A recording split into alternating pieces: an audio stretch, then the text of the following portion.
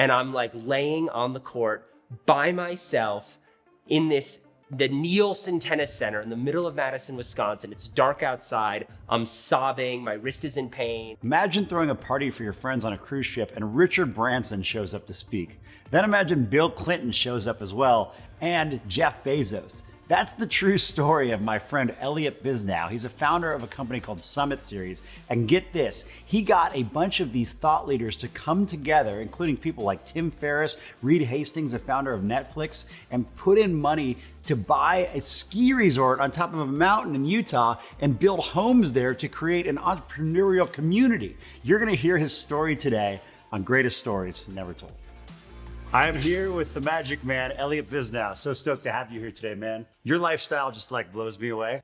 You live the brand every single day. I mean, what you have done in your short time on this earth is extraordinary. You are the founder of Summit Series. You do events with people like Jeff Bezos showing up to speak on your stages. I've seen you interview Eric Schmidt, Kobe Bryant. You own a little ski resort that's actually the largest in the United States, and are building a community with some of the most fascinating folks in our lifetime. We're here on Powder Mountain right now. We're here in right our now. cabin on Powder Mountain. Right now. If I lean out this window, I can see Tim Ferriss's house behind us. If I look a little further, throw a rock, Reed Hastings, CEO of Netflix. Richard Branson's got a plot of land around here he's going to build out. You've set this life up so all these people are coming and being your neighbors. It wasn't that long ago that you were just a nice little college kid trying to play tennis and do your best in school. What the hell happened since then, man? So after getting rejected from all 7 schools that I applied to for college, like any person, I was trying to make my way in the world. And I got into the University of Wisconsin, and I'm from Washington, D.C., so that was the middle of nowhere. And I got a partial scholarship for tennis, not even a full scholarship. And I'd been training for tennis. Like, my dream was to be a tennis pro. Did you want to go to Wisconsin? Or that was like your backup? I'm so positive that when I first realized I was going, I was just, what is this place? No. But as soon as I got there, I mean, the reality is it doesn't matter what school you go to because all colleges are amazing, right? At the end of the day, you go from living with your parents in your same bedroom, your fridge is full of food, like everything's taken care of you, to on your own. So it doesn't matter if you're at any state school, any community school. At the end of the day, you're on your own. No more curfew, no more chores. For an ambitious 18-year-old, that's a dream. Okay. So whatever I thought, I showed up to Madison, Wisconsin, and I was fired up. Okay. And, I had my big tennis ambitions, and they were not panning out. In fact, my tennis was a bit of a disaster freshman, sophomore year, but I committed that junior year, I was gonna go to a new level. And I actually went to the coach and I got him to set me up with a ball machine. So like how big were you trying to go? Like, were you seeing yourself as a pro tennis player? Were you thinking that you were going all the way? Yes, because I was delusional. Okay. Which you're gonna find out. Okay, well, I'm seeing though that like all you've done now, I can't imagine you thinking anything less than pro tennis total player, delusion. So. Like, okay.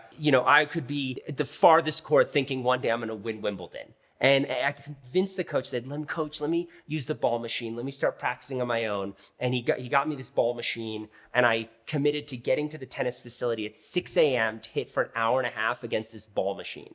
So it's the first time at the beginning of my junior year of college that I'm gonna hit on the ball machine. I go out there by myself. It's Madison, Wisconsin. It's still dark outside. I turn the machine on and I start, hitting these balls. And I'm so fired up. I finish the balls. They all go to the other side. I'm so fired up that rather than walk across around the net, I run and jump over the net. And I catch my foot on the net and I shatter my left wrist. And I'm like laying on the court by myself in the Nielsen Tennis Center in the middle of Madison, Wisconsin. It's dark outside. I'm sobbing. My wrist is in pain. Did you know it was broken? I couldn't move my fingers, for sure. Yeah. Okay. And I'm just by myself, and I get up, and I'm just tears everywhere, and the balls are still all over, and I have like this racket and this gimpy hand, and I'm trying to like shove balls onto the racket to like put them in the ball machine, and I collect all the balls, and I walk off like gimpy hand, my rackets, I have my bags, and I'm toast. And a few weeks after that, my girlfriend, totally unrelated, broke up with me. And a few weeks after that, I was walking to class, And every day you go to this big state school, thousands of kids walk to the 8 a.m. class. And so I was walking to class, and it was something that I loved because you would feel, it's like going to a football game. You'd feel the energy of all the people, there's thousands of people walking to class. And there I was walking, and for some reason that day I turned around and I looked behind me and I saw this sea of faces. And I was overcome with this feeling that all these people were walking the same direction. And here I was with my broken wrist, my girlfriend broke up with me, walking the same direction as everyone else. And I was really angry. I was resentful. Everything was going wrong for you. There was no positivity. And I just in that moment, I just said, fuck this. I'm not walking the same direction with all these people anymore. All that matters if I'm going to stand out in the world is being different. I'm going to take my broken, gimpy wrist. I'm going to take my solo self and I'm going to turn around. And I turned around and I walked looking into all the faces of these kids. I said, they'll go their way and I hope they do whatever they do. I'm going the other way and I'm going to stand out. And I just thought— You actually physically didn't turn around. I physically turned around and I just felt, they're all going to be applying to the same jobs, trying to go to the same companies. And we're not even a top 25 or 50 college. I'm not walking the same direction with a bunch of people at Stanford. I'm in one of 7 University of Wisconsin schools. I've learned some great stuff here and I've loved it here, but if I'm going to stand out, I need to be different. And that is going to start right now. And I'm walking the other way and I'm dropping out of college. Wow. So where'd you walk to? I walked back to my dorm. Okay. And I called my parents and I said, Mom, so I think— Wait. Let's rewind a little bit. You not only decided to turn your ass around and walk, but you're like, fuck this, I'm out. You decided to drop out of college completely? There's a lot of factors coming. So I had started a business with my dad. Okay. While I was playing tennis. Okay. College is the best place to start a business because you really have this dorm and you're set up. And if it doesn't work, you can stay in college. But I started this business with my dad. Cheap labor all around. Yeah, we didn't have any labor. It was just me and my dad. Okay. It was an email newsletter business, like a business insider for commercial real estate. He did all the writing. I did all the ad sales. Oh, and okay. So, I imagine you in the dorms with everyone else in the dorms, working on your evil schemes and stuff. One time I went to the library, the Helen C. White Library with my girlfriend before exams, and everyone was just studying so hard. And I brought the Wall Street Journal. Because someone had told me, man, if you just read the Wall Street Journal, that's how you get an education. And it was like, you could hear every time I turned the paper, the crinkling of the paper. And at one point, my girlfriend said, what's wrong with you? Why aren't you studying? I am studying. I'm preparing for my future. Yeah. So there was a lot of naivete at the time, right? It wasn't, I wasn't present. I wasn't super grounded. I wasn't doing things from a place of love. It was just like, I want to be an entrepreneur. I want to do something different. I want to be a pro tennis player. And the tennis came crashing down. The wrist was broken. And I called my mom after I turned around. And Ever, the salesman, I said, Mom, I think it would make a lot of sense if I took just one semester off of college to focus on the business that Dad and I started and then see where it goes from there. And was that kind of to make your parents not worry that you're dropping all the way out? Were you already mentally 100% out of college at that point? Mentally out, but I also knew that people like Bill Gates and Mark Zuckerberg, they did not drop out of college. That is a myth. They all took a semester off because you can go back. And maybe I did think at the time there's a 10% chance I'll go back. I mean, it's not it's a fine option to go back to school and the schools will let you back. And you didn't know any of those guys at the time. Now I know you have I knew these guys zero on people. FaceTime speed dial. I knew zero people. Okay. When I started with my business with my dad, I had zero connections. We had zero revenue. We had zero employees. We had zero readers. We had zero advertisers. Everything was a zero. Like the email newsletter that we were sending out about commercial real estate in Washington, D.C. That was our little niche. And it turned out the riches are in the niches, which is a great saying. Right. But that's not going to get something that has Bill Clinton show up speak at your event. Yeah, we were just commercial real estate. this little thing. You started off something very niche. In my dorm room, and I was there in school, and I was cold calling, and you just did you have a passion for commercial real estate, or this was just something you and your dad saw an area? So when I started, my only passion was I want to be an entrepreneur and I want to do it myself, because I had this other experience on the tennis team. When I went for my visit at Wisconsin, I was a senior in high school and I met the seniors in college, and they were the almighty. They were amazing. And when I went back to college freshman year, they were now in the real world. And I said, how's it going? They said, do not go there. They'd all gained weight. They were miserable. Their energy was depressed. And they said, you got to avoid the real world at all costs. And so that really came into me. And I said, I got to start my own thing. I mean, that was all a lot of convalescing ideas. But one of them was, I cannot go into the world and go work for someone who's going to tell me what to do. If I want to have fun and enjoy my life, I need to decide, here's what I want to do, and then I'm going to need to build it. Because there's never going to be a job you find that's perfect to what you want. And in fact, most are going to be the opposite. You're going to compete against millions of people for these jobs, and you're going to get put in a spot where you just take the job you can get.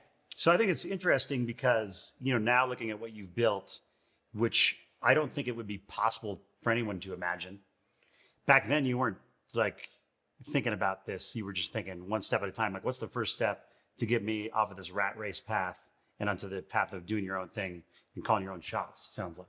Yeah, I mean, the first business that I built after the company with my dad, which was Summit, I mean, the whole idea was, what is the perfect business that we're going to love doing, that we can go traveling and we can kind of do it from the road? So we'd read The 4-Hour Workweek by Tim Ferriss, and it's basically, who's now your neighbor, lives it was basically cabin 2 down. Yeah, it was escape, the 9 to 5, build your dream, travel, adventure, make money in US dollars, live in a place where you have a much better exchange rate. And so our idea was, what could we start that we just loved to do? And we thought, man, it would be really fun to put on events. I mean, the event is once a year for 3 days. You only need to get there a couple days early, and you can kind of plan the event from anywhere, sell tickets from anywhere. And I had done a couple of events before. The original Summit events, basically I dropped out of college. I didn't know anyone. And I thought, I got to meet some people. So it wasn't a business the first early Summit things were not for business. It was for... It was correct. And you were doing the real estate newsletter for business. Yes. And it was like all the startups. I mean, Facebook started just for fun, and Google started just as a little search engine just for fun. I mean, I think Facebook started so Zuck could meet women. It definitely wasn't as a business. Okay, so whatever his reasons were, Summit started because I didn't know anybody. And I moved back in after I dropped out from college. I moved back into my childhood bedroom, back into my parents' house, and I didn't know anybody. So you dropped all the way out then at that point? Well, the semester off. Oh, the semester off. So on the semester off, I'm home, and then there's another semester off. Okay, so you're back at your parents' house, you're on your semester off, and you're thinking, probably knowing that you got to get something going before the next semester comes so you don't have to go back? Well, we're building this business, and we're growing the business with my dad, but I just thought I really need some help because I was like an island with no other peers. So I just had a lot of questions. I didn't know any of the business fundamentals. I mean, there is a value to going to business school, and there is a value to getting a job at a company as a, operations director and learning how operations works, or a finance director, a sales manager. But you didn't know that at the time. I didn't do any of that. So when you do take that entrepreneurial path and you skip all those steps, you need to make up for it really quickly. And my idea was, I'm going to cold call people that I've read about, and I'm going to invite them to go on a ski trip, because who doesn't like skiing in the winter? And I'm going to pay for it because I had this idea, I'll get them all to say yes. It'll be so world changing, this gathering of 20 people, that I'll get some sponsors to cover the costs. And these were people that you wanted to learn from. Yes. To help your business. Yes. Of selling newsletters. Yes. And exactly. And so the original trip was 20 people, and I cold called Blake from Tom's Shoes. I'd read a little snippet in Inc. magazine about Tom's when I was in college. I'd ordered a pair, and I literally cold called him, and I got through to his assistant at the time, Jake Strom, who turned out to be his first employee, and now one of my best friends. But Jake, same here. Love Jake. Connected me to Blake, and Blake came on the first trip, and I cold called Ricky Van Veen and Josh Abramson, who started College Humor and Vimeo and Busted Tees. And in fact, my pitch was so crazy when Ricky Van Veen answered the phone that they had a prank that they would do where they would, if someone was crazy enough, they would tell the person that they were amazing. And they would say, you got to call my co-founder because he'll love this. Oh, so just to get the co-founder. So he gave me his co-founder's cell phone number. Pitch. I pitched him, and he actually did think it was amazing, and they both came. And then Sam Altman came, who was like, he ended up running Y Combinator. Okay, wait, pause for a second. I know it's been a while, but I want to hear this pitch. I think I was way less polished than now. And so probably my voice was a lot higher and I was really excited. And I think what was so great is I hit them with so much enthusiasm and just so much momentum. So what was it? Come on a ski trip with me, or Craig, I'm Elliott. I'm from Washington, D.C. I'm an entrepreneur too. My dad and I have a newsletter, and I'm trying to meet other entrepreneurs. And I'm doing a ski trip with 20 entrepreneurs. Like, what do you think about getting together? It'll be like TED, but for 20 of us who are in our 20s. Oh, so all people in okay. Yeah, it was called the Under 30 CEO Summit. Okay. And, because one of the things I always tell people, everyone's trying to meet their heroes. Yeah. Do not try to meet Richard Branson or Barack Obama. They're never going to spend time with you or any of us. Call your peers because they'll actually help you and they'll talk to you and they'll actually be your friend. The only relationships that are worth it in the world are people that you can connect with, talk on the phone with, and give real feedback with. Any other relationships will prove, in my experience, to be fruitless. That's really interesting. So like going off track a little bit, but I think it was 2011 when you had Bill Clinton and Branson appear at your events.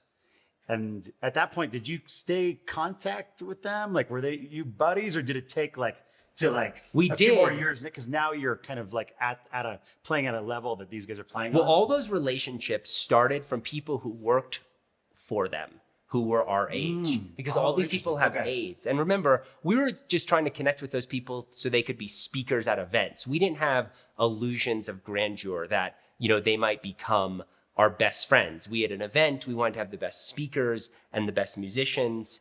And so, after that first summit, we got everyone together. These people actually said yes because they weren't famous at the time. And they were on their 20s and they probably thought it sounded interesting to meet others. They never got invited to these famous conferences. Yeah. They'd never been to Coachella. They were just, starting their little businesses and they basically all said yes. I love this. This is something that anyone could do really at some level.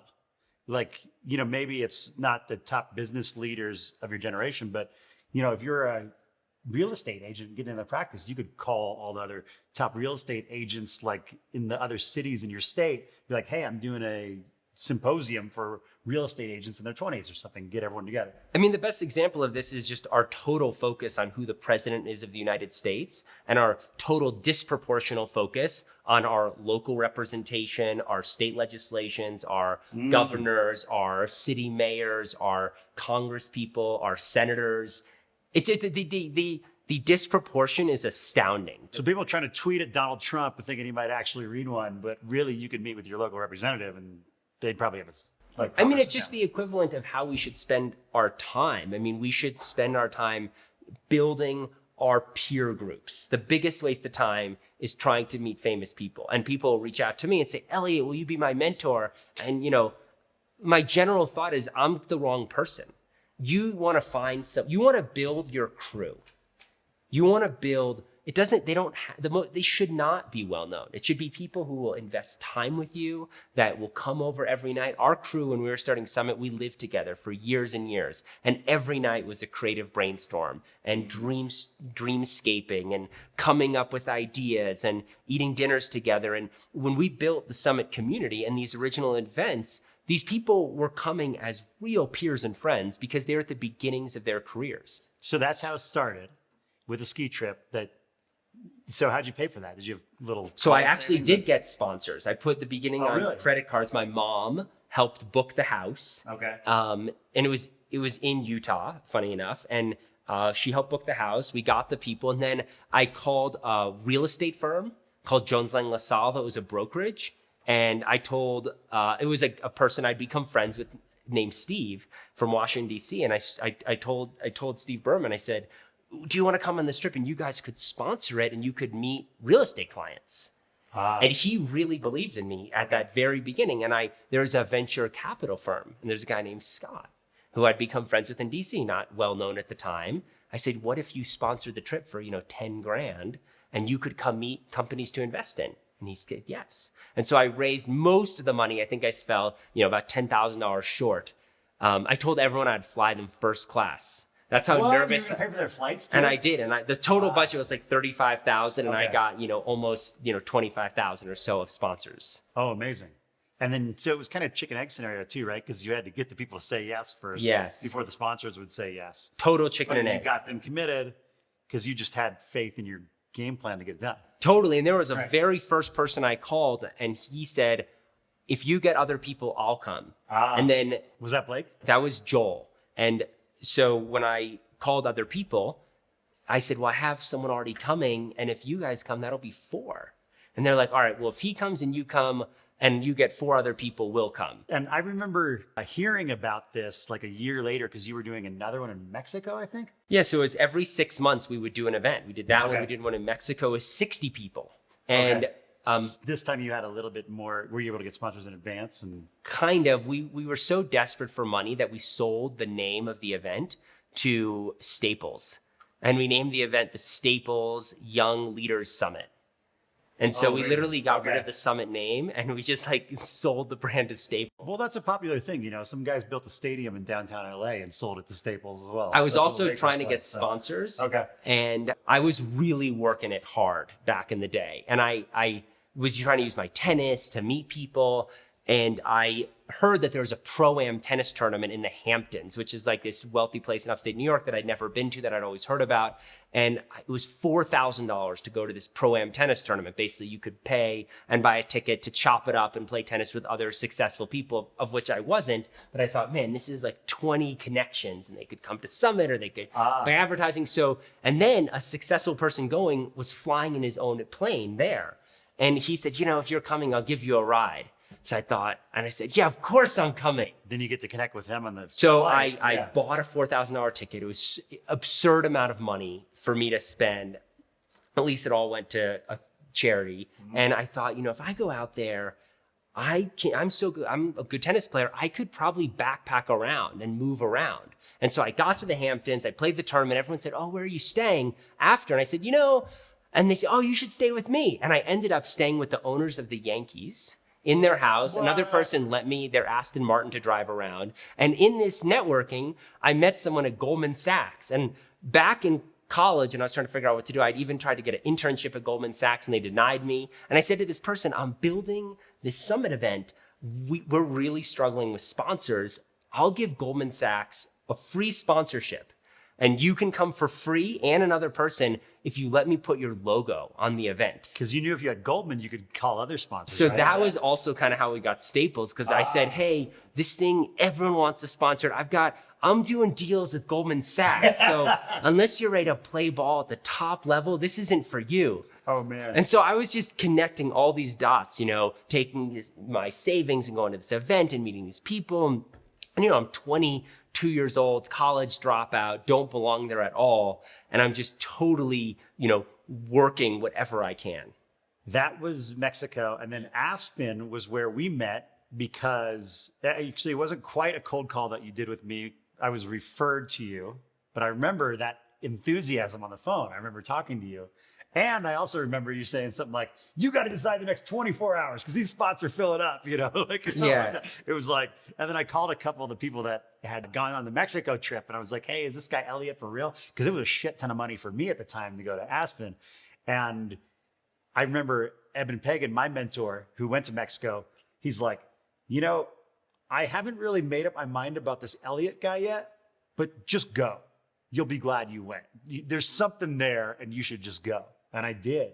And I still keep in touch with so many people from that trip. It was like one of the best experiences. Yeah, and it was almost, that third event was almost a disaster, because what happened is we didn't sell tickets for the first 2 events, but we really wanted to build a community. In order to build a community, or to build any business, you need revenue. It's one thing to give away 100 pairs of your new sneakers to build momentum, but you don't have a sneaker business if people don't buy your sneakers. And you don't have a business if people don't buy tickets to your event. And so we realized, hey, we need to charge a couple $1,000s for people to come for the Aspen event. And we were picking sexy locales like Mexico and Aspen. We thought that'll really get people here, this, a town like that. But we needed to sell tickets, and we just weren't that thoughtful back then.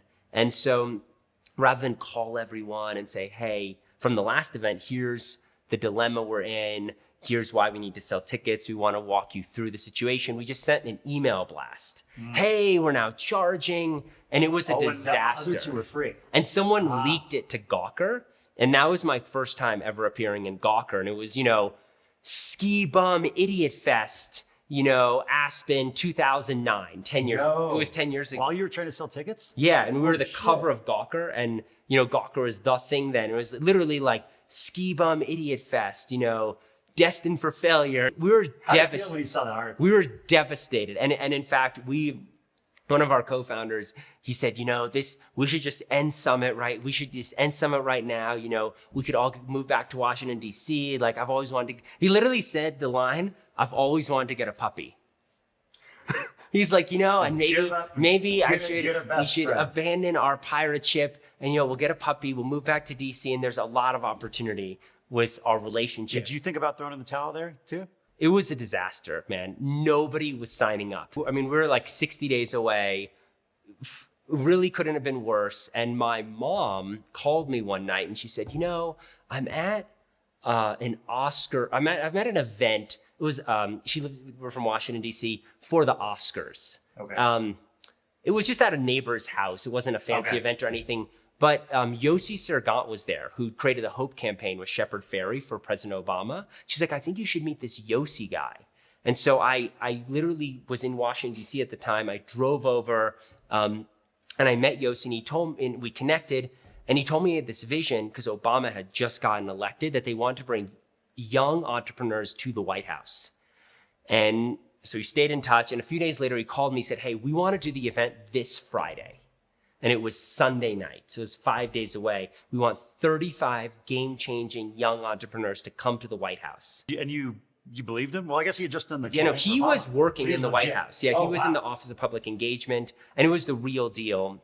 So then, but you were trying to do this Aspen thing. We were trying to do the Aspen thing, but my Summit co-founders and I, we decided, what if using this White House leverage, it gives us cachet? Because right now we're just a bunch of bums trying to sell tickets. Everyone thinks we're a joke, but we'll do this White House thing. We'll be with Obama and everyone will realize Summit's the real deal.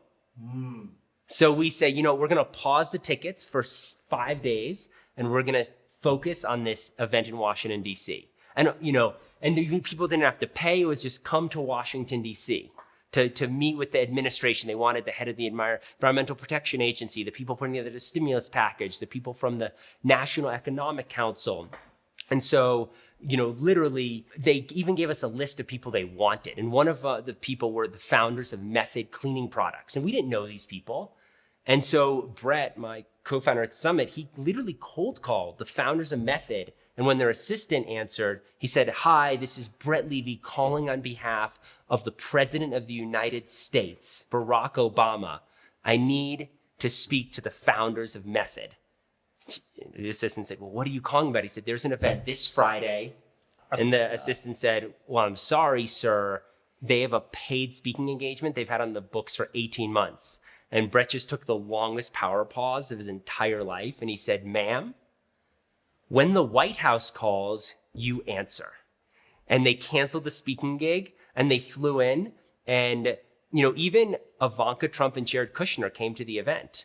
And Tony Hsieh came from Zappos and Jessica Jackley came, who started Kiva. And Chris Sacca came. And it was, these people were also at the beginning of their careers and they wanted this experience. And we were in a room. Literally the 35 of us, and you could feel the energy. The founder and CEO of Twitter, Evan Williams, came.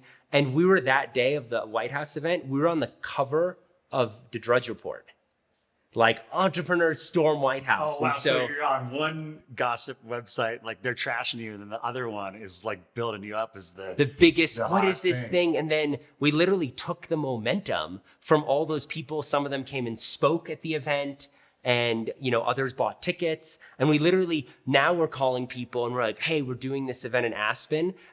Yes, Craig, we're very busy. We just came from the White House. And we were able to use that unrelated momentum to build up the thing that we wanted everyone to come to. Wow. And you know what I think is really cool is it might look like you got this chance lottery ticket from the White House. But no, it's because you had busted your ass to get those connections and pulled off the first 2 trips already, because you wouldn't have gotten that opportunity as we pulled off the trips. Like out of the blue. When my mom said there's Yossi's here, I ran over, then I was deal making with Yossi. When he said, do you want to do it? We all said yes. And I think that, just an interesting thing to think about for brands is you could have a brand that, let's say, is floundering along, like Adidas. And then they're doing all this work for basketball and all their sports, but then they sign Kanye West. And he blows up Adidas again and makes it cool. And then now what the basketball players are wearing, suddenly their Adidas is a lot cooler. And so sometimes the way to make something relevant or build it up isn't to keep pushing and pushing and pushing on basketball. It's to bring in Kanye West. And that was the experience for us. It wasn't just keep calling more people about Aspen. It was, let's just pause that for a second. Let's build up the Summit brand because it's going to be hard building it up, hucking tickets for sale. Let's build up the brand again. Let's align ourselves with these game-changing people and with the new president of the United States. Build up the Summit brand. We had all the pamphlets and the material White House logo that we put on, Summit logo. We thought, where should we put them? What should be bigger or smaller? They're going to be equal. They're going to be next to each other. And we're going to, give everyone the pamphlets with the Summit symbol and the White House symbol. We're going to tell everyone coming to Aspen all about the White House event. And so suddenly you go back to them and the Summit brand was elevated immensely. So what I really love about this?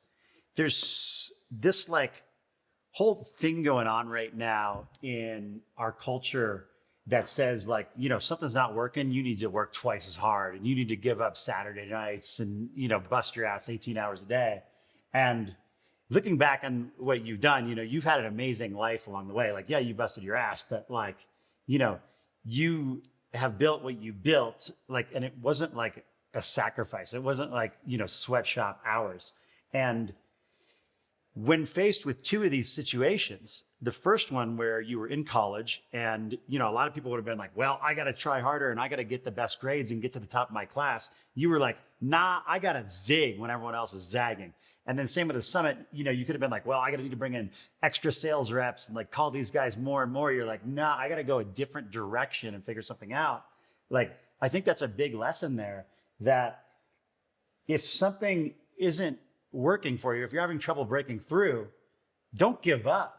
But consider that the path that you're going down might not be the most efficient path. Maybe you should look at it from a different perspective. And you did that in both these examples, and those created big breakthroughs. Yeah, we had similar experiences all throughout the last 10 years. I mean, one of them was after we were doing these land-based events, we thought this just isn't it anymore because there were a lot more events coming, more conferences, more festivals. And we had this idea, what if we chartered a cruise ship and did a summit at sea? And I remember the first person I told the idea to, they said, that is a horrible idea. I would never set foot on a cruise ship. Okay, but at this time, you got the Summit brand and you're doing successful land events that are selling easier than the Aspen one, I imagine, when she had the White House branding. But like any event, it can play out. Definitely, yeah. So you decided, hey, let's zig again. You went for a boat? Yeah, I mean, there's a reason why people update the gear and the merchandise they sell every season or every year, or have to come out with new products. And we thought we're getting too lumped into all these land-based events. We need to do something that screams for attention because the most scary thing is not being heard. Mm-hmm. It's not doing something wrong. It's just that people don't hear you. And so we had this idea, we are going to charter a cruise ship. And so we literally cold called and reached out to these cruise companies. And because we had no credit, we didn't have, good banking relationships. This is in 2011. We had to pay the entire deposit up front. You got to rent a boat. Basically, but like a cruise ship. And it was $1 million. Oh, damn. And so we had to take all of our savings, all of the company savings. I mean, literally everything we had. We had to sign the contract. And then we had to, then the payment was, sign the contract on a Friday. And, tell them we're sending a check that arrives on a Tuesday and start selling tickets on Friday. And the check is for $1 million. Yeah. And, then you had to so not only did you have to go all in on that, then you had to know that you had to sell $1 million worth of tickets and sponsorships to break even. And more than that, because that was just the cost of the ship. We also now had a team of, say, 12 full-time people. So we had to pay for the team for the year. I mean, all in, it was a few $1 million. And people were telling you, oh, I don't want to go to a conference on a boat. But I mean, we thought we have to do this. We have to do something. We have to do something different. And we literally signed the contract and we made the deposit. And we thought, you know what? At the worst case scenario, we're all going cruising. We're going to go on the cruise. Expensive cruise. The cruise will happen. $250,000 each. And, hopefully they have an all-you-can-eat buffet. They do. And we came up with the name Summit at Sea. And we ended up doing 3 of those over the years. But yeah, that first Summit at Sea, I mean, when you do a live event, it's like the Super Bowl. It's like, at 7 p.m., the TV's on, the curtain opens, and the entire season, the playoffs, the teams, the fans, the TV, it is happening at 7 p.m. And that is what a live event is like. The ship is pulling out of port at 4 p.m., which is what we told everyone. It actually pulled out of port at 11 p.m. because there were stragglers. But you say, this ship is pulling out of port. The first act is going on at this time. And it actually, you just say, wow, we're starting right now. And we have, 8 months to sell this thing out. And it created just the full team going at it as hard as they could. So how did it sell? So the thing about events is that all events sell better at the end. And the reason is that if you have to sell 100 tickets and you have 10 months to sell, let's just say that would be 10 tickets a month, just hypothetically. So what happens is that even if you sold evenly, by the time you're 7 months in, you have 70 tickets. If each person just makes you half an introduction, meaning for every 2 people coming, they make you 1 intro, you're sold out. But at the beginning, you don't have any people coming to make you introductions. And so how did it sell? Like all events, you're just grinding and grinding and grinding for the beginning, but pretty soon you hit this tipping point. And now the first Summit at Sea was 1,400 people, and now we have 700-800 people coming. And you only need an introduction from a couple of them, like every other person, and it's sold out. And then people find out their friends are going, and they're like, oh, I got to go on this. So you sell the same amount of tickets the last 30 days as the first 8 months. Wow. Yeah, critical mass. And then also all the speakers, their first question is, well, who else is speaking? It's like, that's not helpful. I need you to commit ahead of time. So people are still talking about this first Summit at Sea cruise that I regrettably did not buy a ticket. I was offered to go, and I was like, oh, I don't think I can afford it right now, this and that. But people are still talking about it. You guys had Branson on that boat. Who else was on that boat? Because I'm still hearing stories of some of the deals that were made on that boat in 2011, right? Yeah, so the idea was going to Summit at Sea on a cruise is cool. Going on Summit at Sea with Richard Branson speaking, that's pretty rad. But what if the Roots were the house band?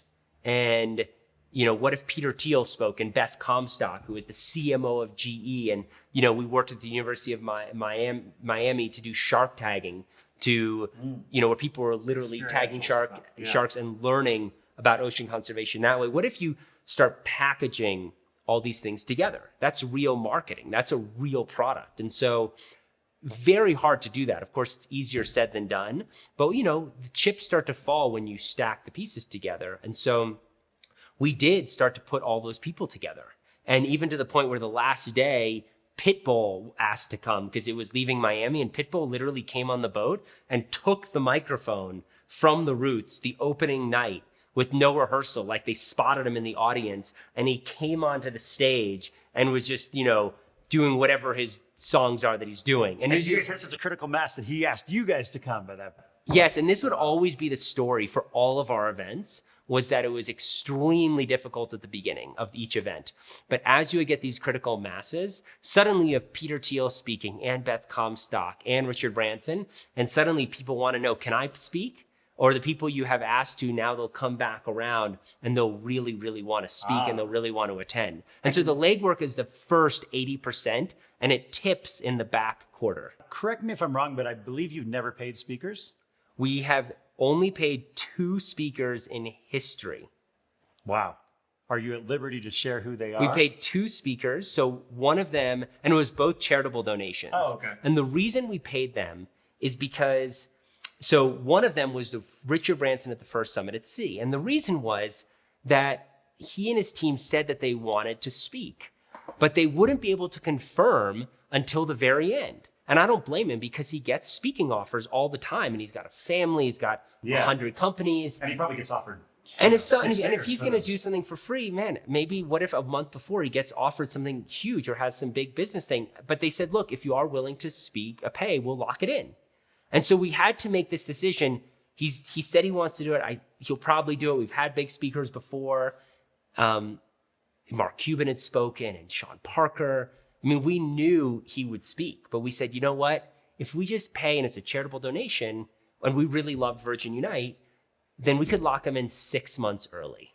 And that and then really, you have that and marquee person to tell everyone. And so we decided the trade-off was worth it. And by getting him 6 months early, suddenly all these other people wanted to speak and attend. And remember, at the end of the day, you as an attendee, you're looking for value. And so no one really cares who you pay or don't pay. I don't care how much Coachella paid my favorite acts. I just want to see them. Right. So no one really cares. It's just like, are you going to deliver a show? That's all I care about. And, we have our budget, and that includes paying for the ship, paying for our team, paying for production. And, we can move the numbers around. Hey, in terms of, we can spend less on this, more on this, less on this, more on this. And we decided, let's really shift the budget and spend money to lock in someone of that caliber 6 months early. Game changer. Wow. And so who were some of the attendees? Because that's what I hear about is all these deals that were happening on these conversations there and investments that were made that turned into billion-dollar companies. I mean, I would say over the years, the best examples of attendees are people that at the time were not well-known. That's what I mean, were not famous. And yeah, I mean, a great example would be all of the Uber founders.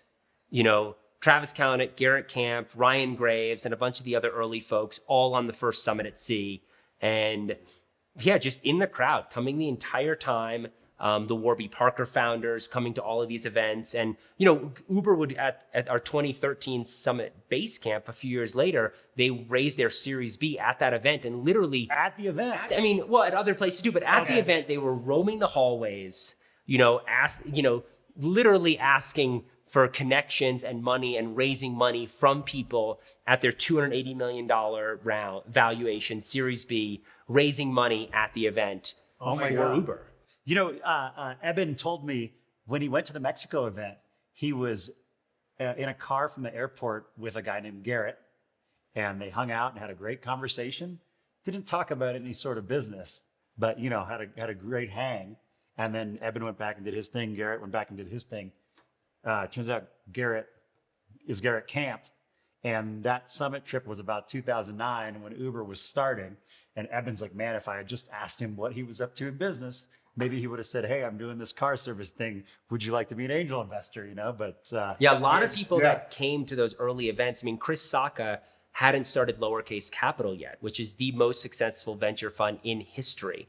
And he raised money from a bunch of people he met on those first few events. And I had asked people, because I'm always curious, what's the best deal you've ever done? And a bunch of people said, I met Chris Sacca at Summit and invested in his fund. And of all the things I did in my life, that has, allowed me to buy a family house or, that was the most successful event. So, I mean, the moral is, no one has basically ever told me I met this super famous person and did a deal with them. It's I met someone at the beginning of their career. I built a relationship with them. I got to know them. And then when they had their new thing, they reached out to me. So true. It's like that concept you talk about, the power of your peers.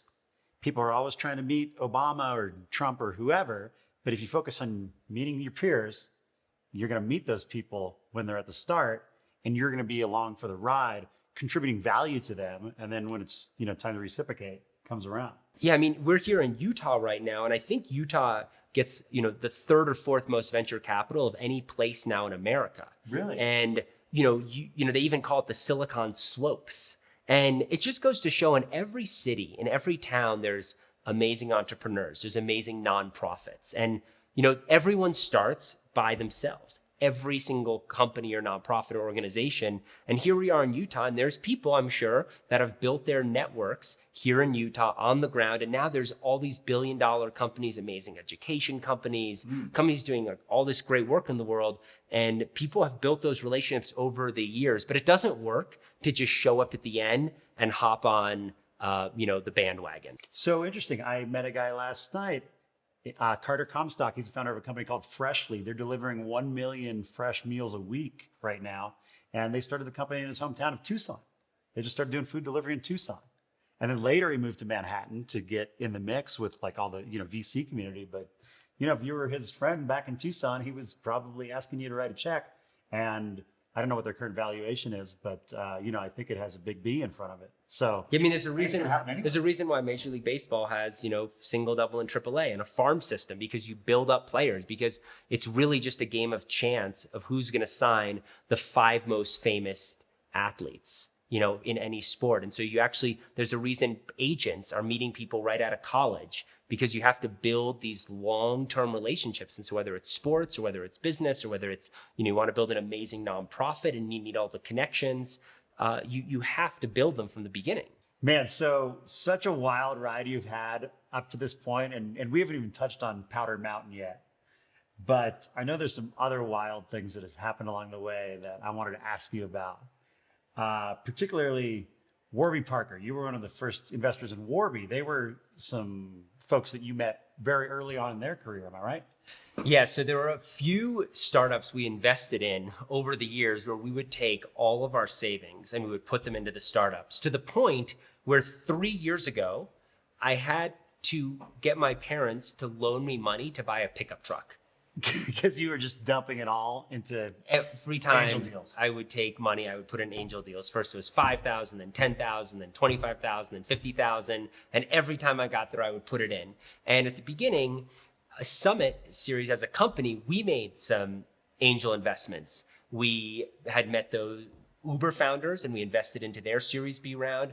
When they were raising it. Exactly. Okay. And we had met the Warby Parker founders, specifically Brett, our co-founder. And Brett came and he said, man, I'm going to put in all my personal savings into Warby Parker. And I said, no, we're going to do it as a company because we're a family.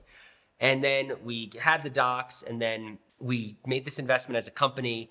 Warby Parker, is this amazing eyeglasses company, and they actually give glasses to people and they do eye surgery. So we went on the first eyeglasses drop and we got to know the Warby founders. So and this is really early though. This right? is in 2010. One of their first investors, or yeah, in the very, very first seed round. It was like a 5 million post. And so, had they done things before, or this was it? This was the very first seed round of a company now worth billions of dollars. I mean, the founders.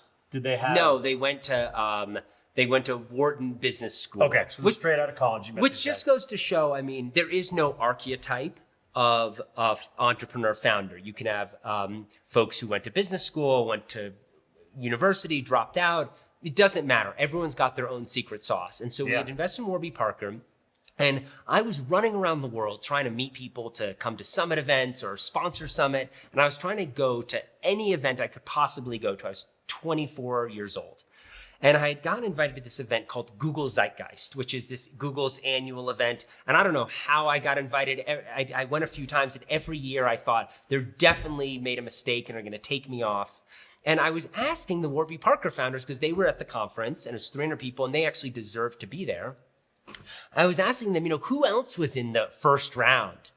And they said, there's a guy who put in, about 50 times more than you did. And 50 times. And his name is Vivi Nevo.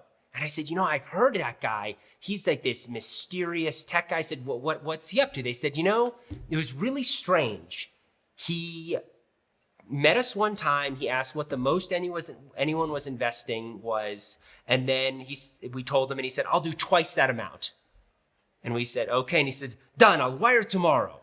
And he's like this intense Israeli guy. He wears all black with white shoes. I'm like, who is this Vivi Nevo character in the all black with white shoes? You heard his name around before. I'd heard it, but I just didn't. And I'm like, wow, that's interesting. I mean, his stake must be worth just tens of millions of dollars today.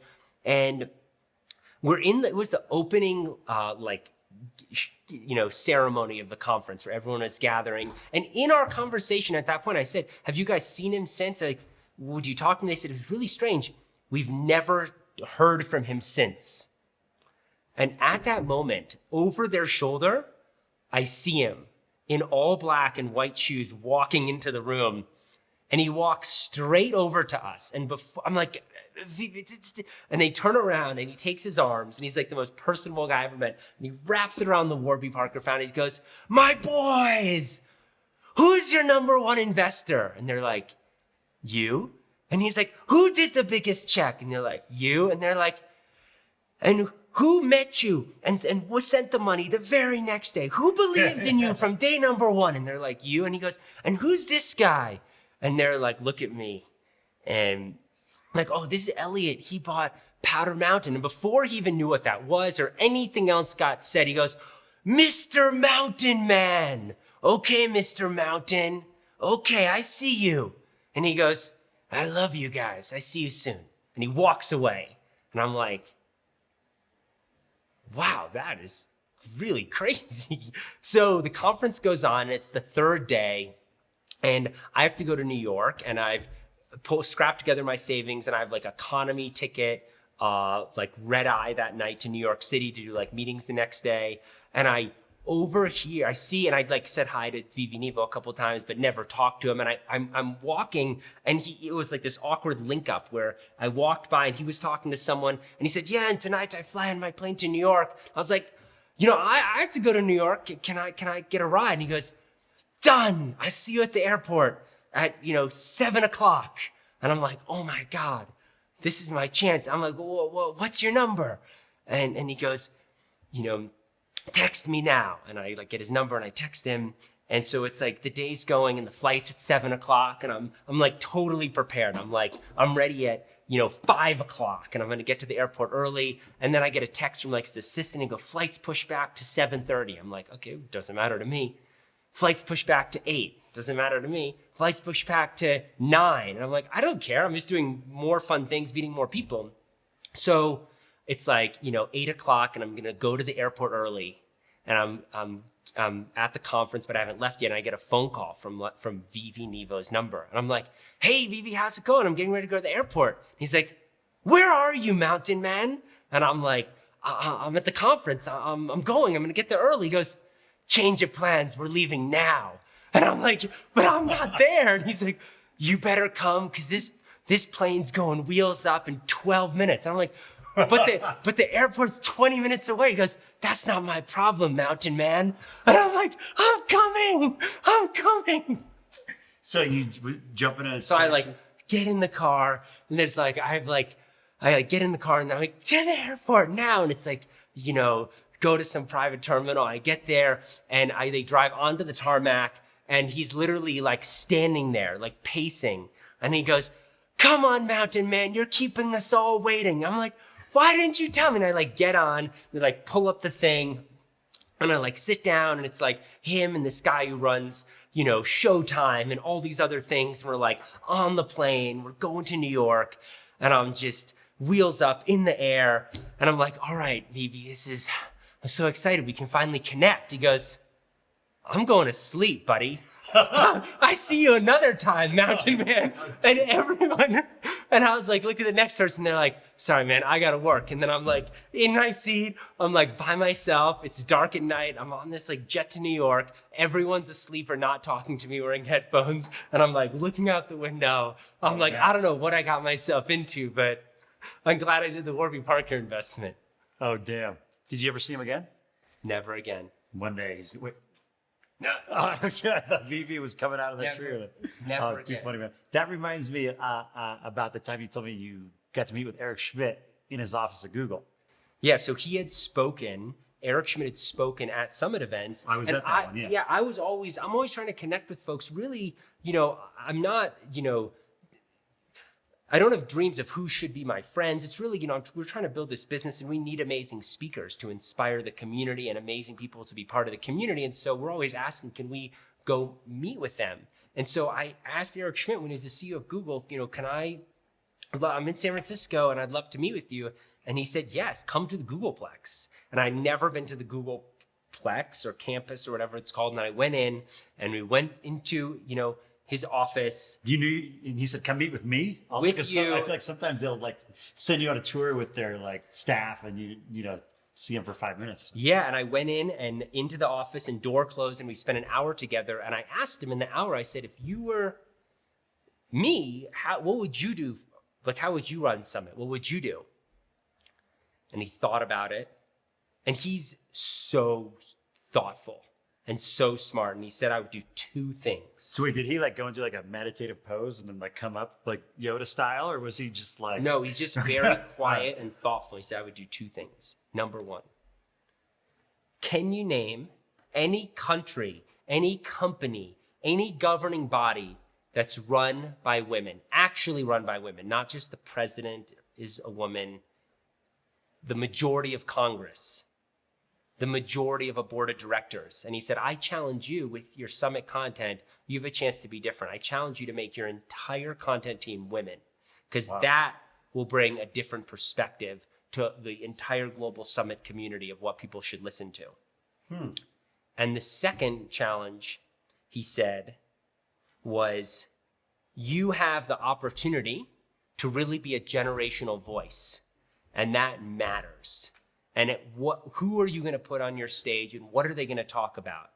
And make it meaningful, make it really impactful for the world, really inspire the people that come to Summit. And we made the change with our content team. And for the last 3 years, our entire content team has been women. And we really have thought about how can we be a generational voice within Summit to bring the conversations and the topics that matter to the forefront. Wow, fascinating. And then I said, in small talk, it was 5 o'clock at the end of the day, what are you up to tonight? And I'd always get Were you hoping for the invite to I don't know. I just was trying to somewhere? say thank you. Yeah. And, it's the most nonchalant way. Oh, well, I'm hosting a dinner at my house in Los Angeles at 7. Well, in San Francisco, of course, he's got his plane. He's got the airfield. He can just, wow, what are you doing this weekend? Oh, I'm have a meeting with the Pope tomorrow and I'm headed to Antarctica. And it was just, I realized in that moment, the type of like game-changing work that these people are doing at the top, also how busy they are. And it just further affirmed that, people like that will always be available to give nuggets or tidbits of wisdom, but it just reinforced my belief, like you have to build your peer group that, can actually meet with you. Because, Eric Schmidt gave me 1 hour of his time, which was amazing, but he's doing really world-changing things with really big-time people. Yeah, you're not like on the phone with him the next week, like, hey, follow up on this topic. It's like, yeah, and you have to understand, he's one of the most important people in the world. And so I think just that experience, being so grateful for what he shared with me, and then also having the awareness, of his schedule and who he is, and to just go back and focus on my peer group. That's amazing. Now, I want to ask you about all these guys that you got to hang out with. Like, I know you spent time with Jeff Bezos and Branson and all that. Like, have any of these other icons sat you down and given you advice, or is there anything like big takeaways you've gotten from these folks? There have been. I'd say the biggest takeaway that I've gotten from everyone has not been anything they've said. It's been that none of these people, like Branson or Bezos or Eric Schmidt, have ever taken a cell phone out in front of me. Really? And even an entire day with Jeff Bezos, I can't even confirm if he has a cell phone on him because he never took one out. And even the times at Necker Island with Richard Branson, I've never seen him, I don't know if you have, on a cell phone. And now that you mention it, I've never had. And I've never seen Eric Schmidt on a cell phone. And the list goes on. And what I realized reflecting back on that is they're giving 100% presence to every moment that they're in, and that their lives and their businesses are so well organized that they're not getting urgent emails. They're not getting notes that decisions need to be made today. They're having a process in place to make decisions on monthly basis, weekly basis, And that allows them to be totally present and engaged. And I just reflect to us and the people around us who have one millionth going on as these people. And we're totally in our phones. We're totally addicted. We're not present at all. Hey, I hope you're enjoying these stories as much as I am. I want to know from you, who should I interview next? Maybe it's your favorite celebrity, your favorite athlete, your favorite author, or just someone you know who has a story that's never been told before. Comment below, let me know who it is, and then hit that subscribe button so you get notified when I interview the person that you pick. And that has by far been my biggest Yeah, you made me want to hide my phone on the table, even though it's just notes for our combo. But yeah, that's fascinating. Actually, the first time I had dinner with Hector Ceviche, his team came around and to everyone was like, hey, Hector kindly requests that everyone puts their phone on airplane mode during this dinner. And it was a dinner for 20 people. Yeah, I mean, they take everything they do incredibly seriously in that family. Yeah. And it just shows like the prioritizing of presence with some of these people that are top of the world. It's amazing. 100%. And so what about some of these sports icons you've hung out with, like Kobe Bryant or Djokovic? I know you interviewed Kobe in Shanghai. Was that? I mean, they're all hyper present. They're all very focused. And they're all really engaged. I come away spending time with these people, realizing how busy they are, but really liking them. And I find when I'm clawing my way to the top, the people on the way are not hyper present, and they're often in my face and rude, and I really don't have great experiences. But I find when I get to the very, very top, basically every single one of these people is hyper present, hyper engaged. And it's not just with me. When President Clinton did an event with us and there were all these well-known people there, he spent half an hour in the kitchen talking to the people working in the kitchen and just telling stories with them with no cameras. I find that these people, they're very engaged with everybody around them. That's so interesting. Yeah, I was just on Necker, Richards Island. I got to go there. And during one of the dinners, he was cooking and serving. Then after he finished cooking, he was on the buffet line, like serving people meat. Yeah, I mean, at Summit, it was amazing. Everyone observed, Jeff Bezos didn't come in and come out. He spent, basically the entire event at the event, and going at it with people in a positive way, letting people come, letting them give feedback, listening. I mean, he's got, his security around him and he's just there. Oh, did I tell you what happened with me, with Jeff at Summit? I don't know if I've ever told you this. So he was outside in the courtyard and a little circle started to form around him. It was like maybe 5 people. And I was standing about 10 feet away. And I was like, man, I'd love to go talk to Jeff Bezos right now, but I don't know what to say or like how to go in the conversation. And, everyone had their name tags on. And so I just kind of like inched my way over a little bit and was like really shy on the sidelines of the conversation. And Jeff's holding court for like 5 people. He sees me like shyly inching up. He looks at my name tag, looks me in the eyes like, hey, Craig, sticks his hand out, shakes my hand, and then keeps on talking. He like pulled me into the group. He could tell that I was like shy on the fence, and he like went out of his way to make me feel comfortable. He doesn't know who the hell I am. I was just some random attendee at the conference. I thought that was like so amazing. Literally the richest man in the world just like makes that time. Yeah, that's very much been my exact experience. Yeah. Like I found Esther Perel, this amazing relationship expert. When the session's over, she doesn't run away to her special room. She's in the hallways listening to everyone's personal stories. Yeah. And because she loves it and totally engaged. Yeah. Another time happened to me on Necker Island. I was there with an entrepreneur group and they did like a little thing where everyone got up and gave their best like 3-minute takeaway. Right. And I got up and I was like, guys, give me a little leeway on this because I'm working on my public speaking. And I start talking and I look and I see that Richard is in the crowd listening to my talk. And so I give my talk. It was, whatever. And later that afternoon, we're at this bar called Saba Bar on Virgin Gorda, which is like the neighboring island. And Sarah and I are sitting at the bar and Richard walks up to the far side of the bar. And he's all by himself. And he orders a drink from the bartender. And I was like, oh, Sarah, there's Richard. He's all by himself. Like, should we go talk to him? Like, what should we say? And, we were both kind of shy. And we decided to just like let him have his piece. As soon as he gets his drink, he looks over to us, walks all the way around the bar, like probably walks through like 20 people, posts up next to me and is like, so you're working on your public speaking. Let me share with you a few things that have worked really well for me. And he just gave me like a 15-minute download of his top tips for public speaking. Like he's like, make it conversational, pick one person in the crowd and like, go back and forth with them. Make sure everyone in the room is having a good time. Don't use slides, whatever you do. If you're going to use slides, use pretty pictures. Just, make sure that it's like a fun, exciting conversation with the crowd. And it was just amazing that like he went out of his way to do that with me. Yeah, we find, people puttering around and unsuccessful people, flipping through Facebook, flipping through YouTube, going half-ass on things. And you find that these people are really successful. They're not flipping through their phone in your talk. It's in fact the opposite. He's the most engaged in your talk because you realize every person in the world has something to teach and every person in the world has something to learn. And they really believe that. They're really totally engaged and learning from as many people as they can. So you told me about a year ago that after spending time with all of these folks, that there was one thing they were all doing an extraordinary amount of every day. Do you remember what it was? Reading. I can't think of any person who I've met who's extremely successful who's not reading at least 25 books a year.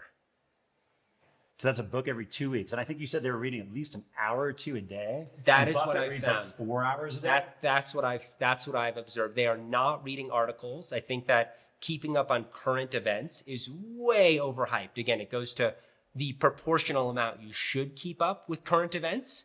Read the Sunday New York Times, know the headlines, versus, go deep in your interest areas, versus the reality of hours a day that we're reading of total gobbledygook and nonsense. And what they're doing is they're spending the same amount of time in front of a screen or reading as we are or watching, but they're going all the way deep.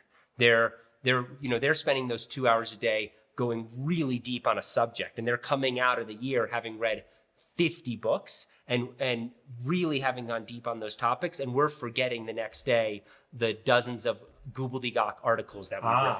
Fascinating. And you told me to go watch a Bill Gates interview. I mean, you see Bill Gates interviewed on any topic and they're talking to him about energy.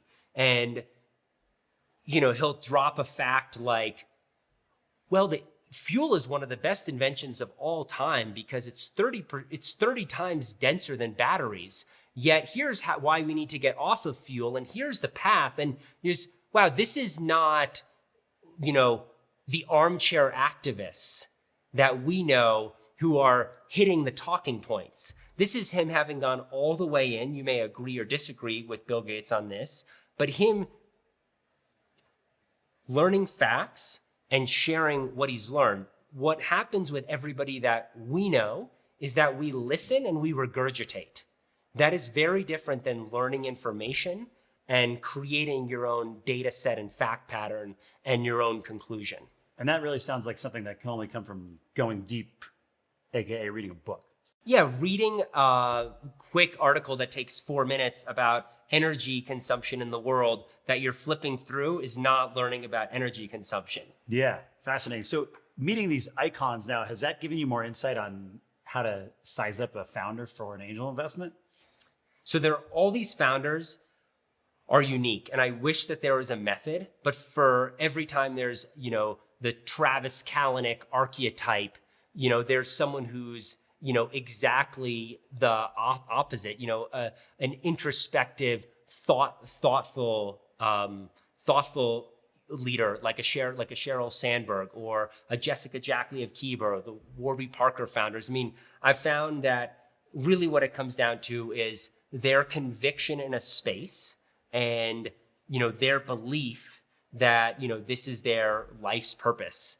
And I've had some experiences where I can just see it in people's eyes. Like the first time I heard about Bitcoin 4 years ago, and I met someone named Brock Pierce, and I asked him, but I asked him what he was up to, and just the way how told me about cryptocurrency and how he'd put his entire life aside, and this was everything. And there was just an intensity. Forget currently what's happening with markets and price and this or that. I'm talking about seeing a market and dedicating your life to something. And so I've seen that over the years. The original Uber founders had the same belief. They gave everything. And so you'll see these startups where there's a total buy-in to a vision and mission. That's so wild. It's like when you think of Elon Musk and he's got his big mission that like humans will populate space within the next 2 decades or 100 years or whatever he says, And Bill Gates said a computer on every desk in every home. And if you think Henry Ford was like, a Model T in every driveway. I think probably one of the biggest mistakes is underestimating introverts.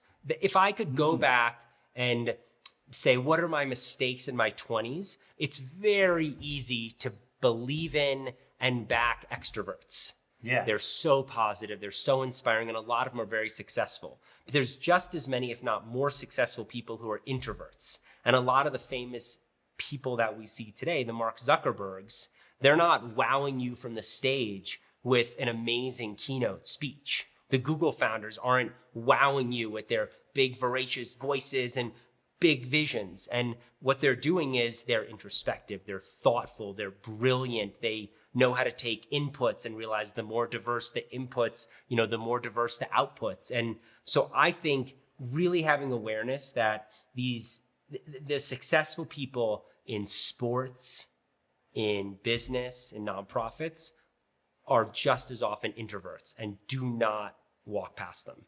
That's so fascinating. So they're not always the guys talking. They're the guys that are doing.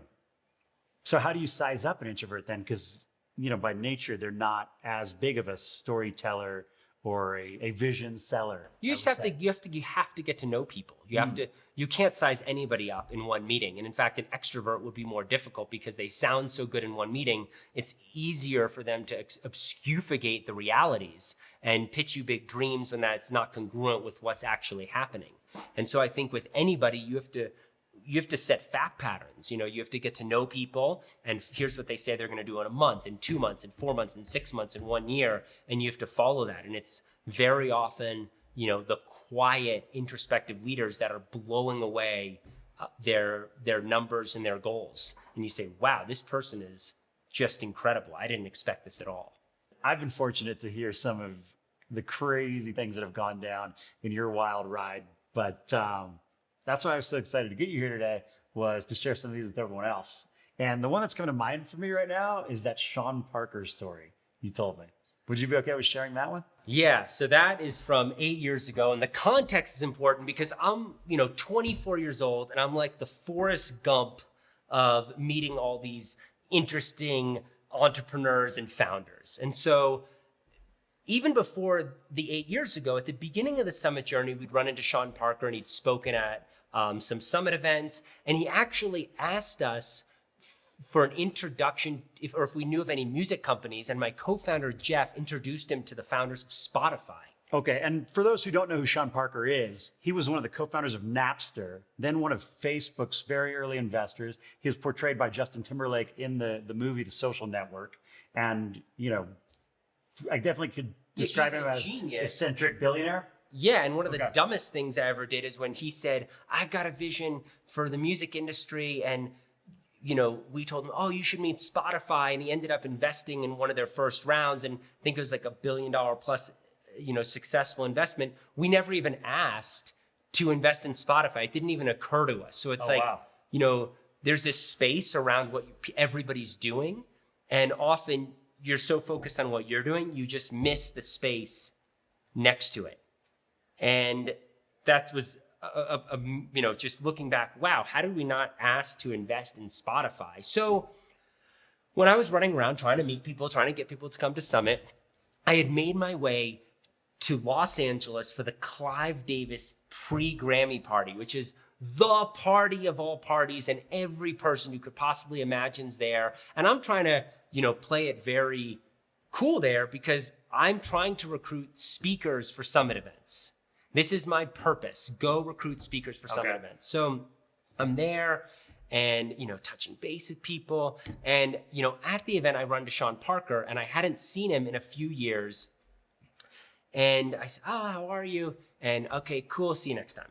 So I'm walking out of the event a few hours later, and as I'm walking out again, he's walking out. And I say, all right, man, see you soon. He says, Bisnow, we're going to the Grammys tomorrow. You gotta come. Okay, man, I'll come.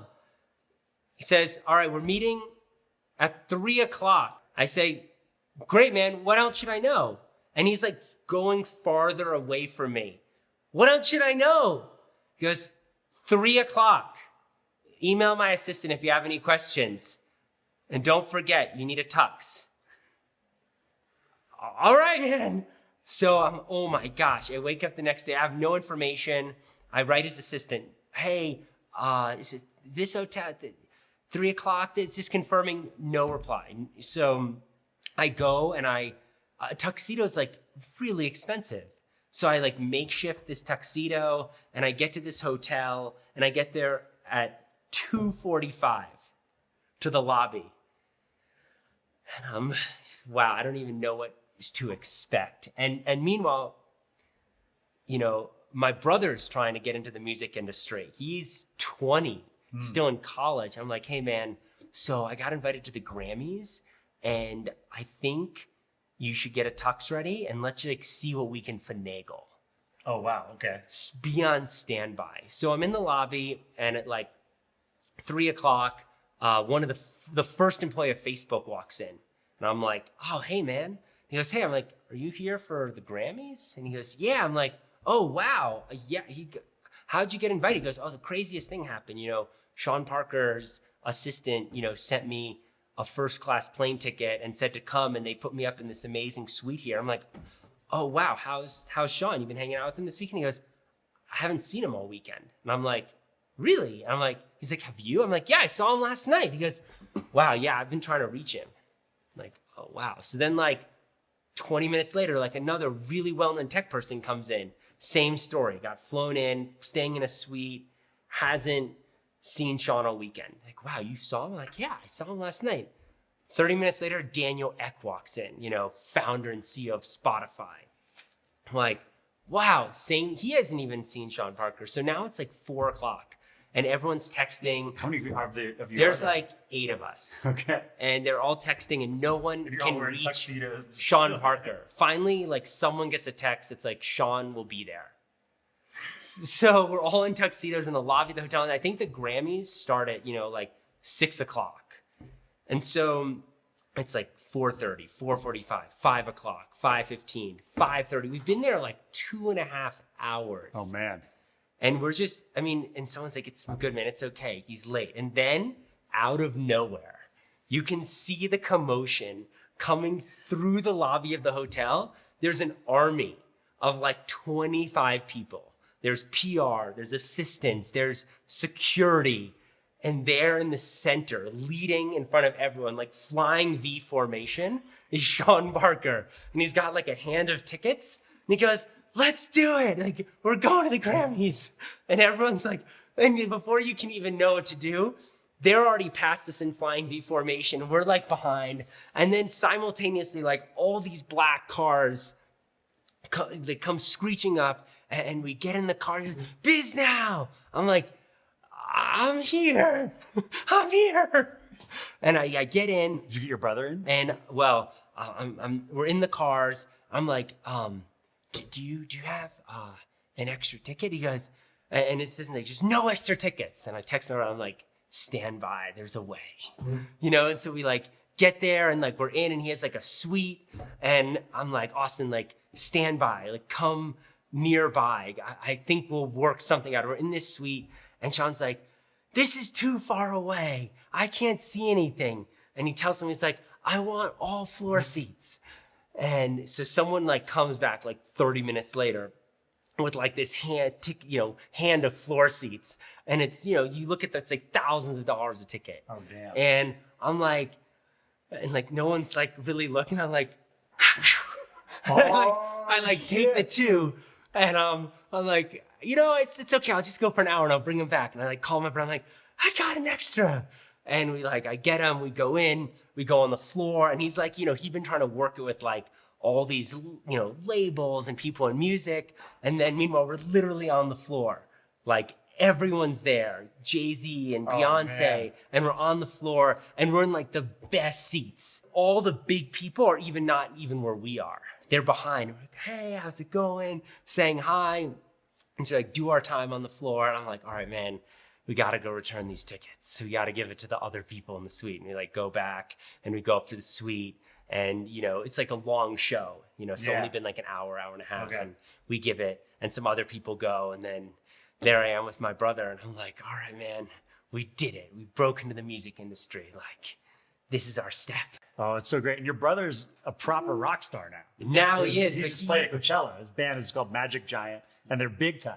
Yeah. So and it's so funny. But then he was 20 Yeah, he spent 1 year in LA at that point telling people that he had a place to stay, but could he just couch surf at their house just so he could make industry connections. And for 1 year straight, he couch surfed across Los Angeles. So that was it. And it was literally the real stories of us trying to use our, I could have said to Sean, I can't make it tomorrow because I had to change a plane ticket and I had to buy a tux. But whether it was the White House event and saying yes to Yossi, or taking my $4,000 of savings and going to the Hamptons to then meet the sponsor of the first summit event, or saying yes to Sean Parker, it was about saying yes, showing up, and then working my way in. So that makes me think of the David Rubenstein story.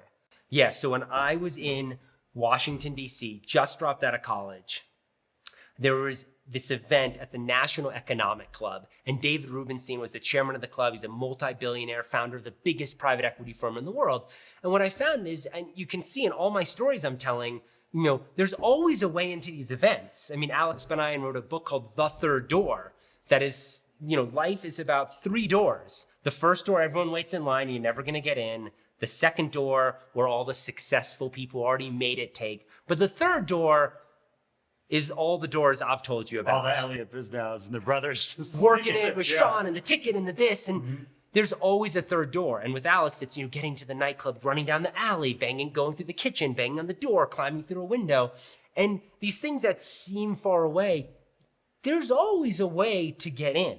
And so here I was with no credentials, no background, no relationship. And I thought, man, at the National Economic Club, 1,000 business CEOs are going to be there to see David Rubenstein interview Larry Summers, the former president of Harvard and running Barack Obama's National Economic Council.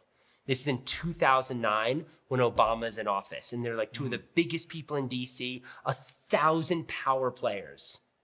So I'm going to get in. And I went with my dad. He helped me find a ticket, and we were halfway to the back.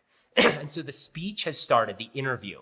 And 20 minutes into the interview, protesters walk onto the stage. I got my way in. They got their way in. I don't know how, but they did it. And they walked in. There was 3 protesters, and they just walked onto the stage, and you couldn't even tell they were protesters. They had the event attire on, and they walked on the stage and they just unfurled a banner right in front of David Rubenstein and Larry Summers. Oh, the banner was 15 feet wide and 8 feet tall. And it said, I don't know, they were protesting the stimulus package or something like that. It was a good opportunity to protest. And we're all sitting there, okay, well, the security is going to remove them. And there was no security. I guess there was, Larry Summers didn't bring security. David Rubenstein didn't bring security. There was no event security, or they didn't know what to do. And there's 1,000 people sitting in the audience of the most powerful business people. And there's David Rubenstein and Larry Summers hidden behind a banner on the stage. And these people are chanting, Larry Summers, blah, blah, blah. You're no good. Out you go. Larry Summers, you're no good. You need to resign. It was one of these. Oh, wow. And it was so awkward in the room. Yeah. And it had been 30 seconds of chant. And it even occurred to me sitting there, the protesters didn't think they would be there that long. Because there's all the camera crews in the back. CNN, Fox, NBC, ABC, everyone recording live. Yeah, they ran out of chance because they thought they'd get removed. And meanwhile, I had met David Rubenstein a few times, and he never really paid attention to me, but maybe he knew me. And Larry Summers, I've been trying to meet. And so I get out of my seat. I fast walk to the front of the room. Everyone's sitting. They're hidden behind the banner. I fast walk to the front of the room, and I literally say to the protesters, all right, everybody, time's up. Thank you very much. And I escort them off.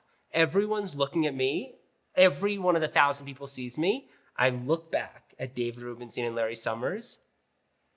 I give them a wink. They're like baffled.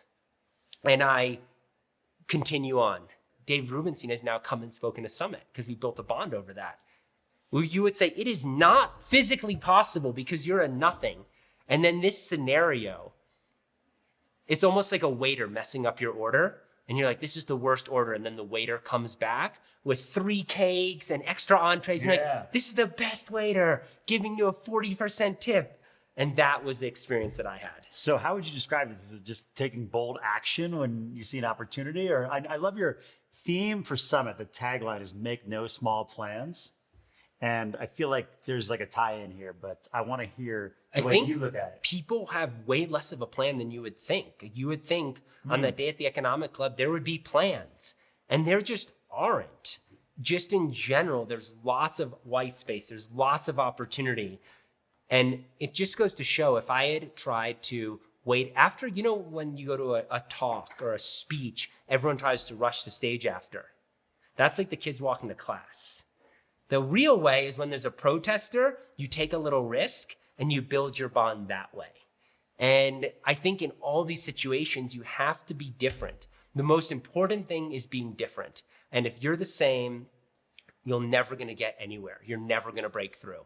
And I could have called David Rubenstein 100 times and waited in line, talked to Larry Summers, and I would have been one of anyone. But suddenly here I was saving them from a protester and embarrassment. And suddenly I break through the pack when I'm 23 years old. Man, I love that. And so thinking about your life now, so we're here on Powder Mountain, which you and Summit acquired a few years ago. And now you have people like David Rubenstein buying homes in this neighborhood that you built on this mountain that you bought. Like, how does that come about? Well, I always heard an amazing story about Apple. And the story was that they were designing all of their incredible products and messaging and talking to each other on BlackBerries. Yeah. And just thinking, this is ridiculous. That they're not talking on their own. This thing is a clunk of junk. And I think in a lot of businesses, there's adjacent opportunities that don't seem obvious unless you rebrand what your community does. And so if Apple viewed themselves as a computer company, that would be a huge mistake.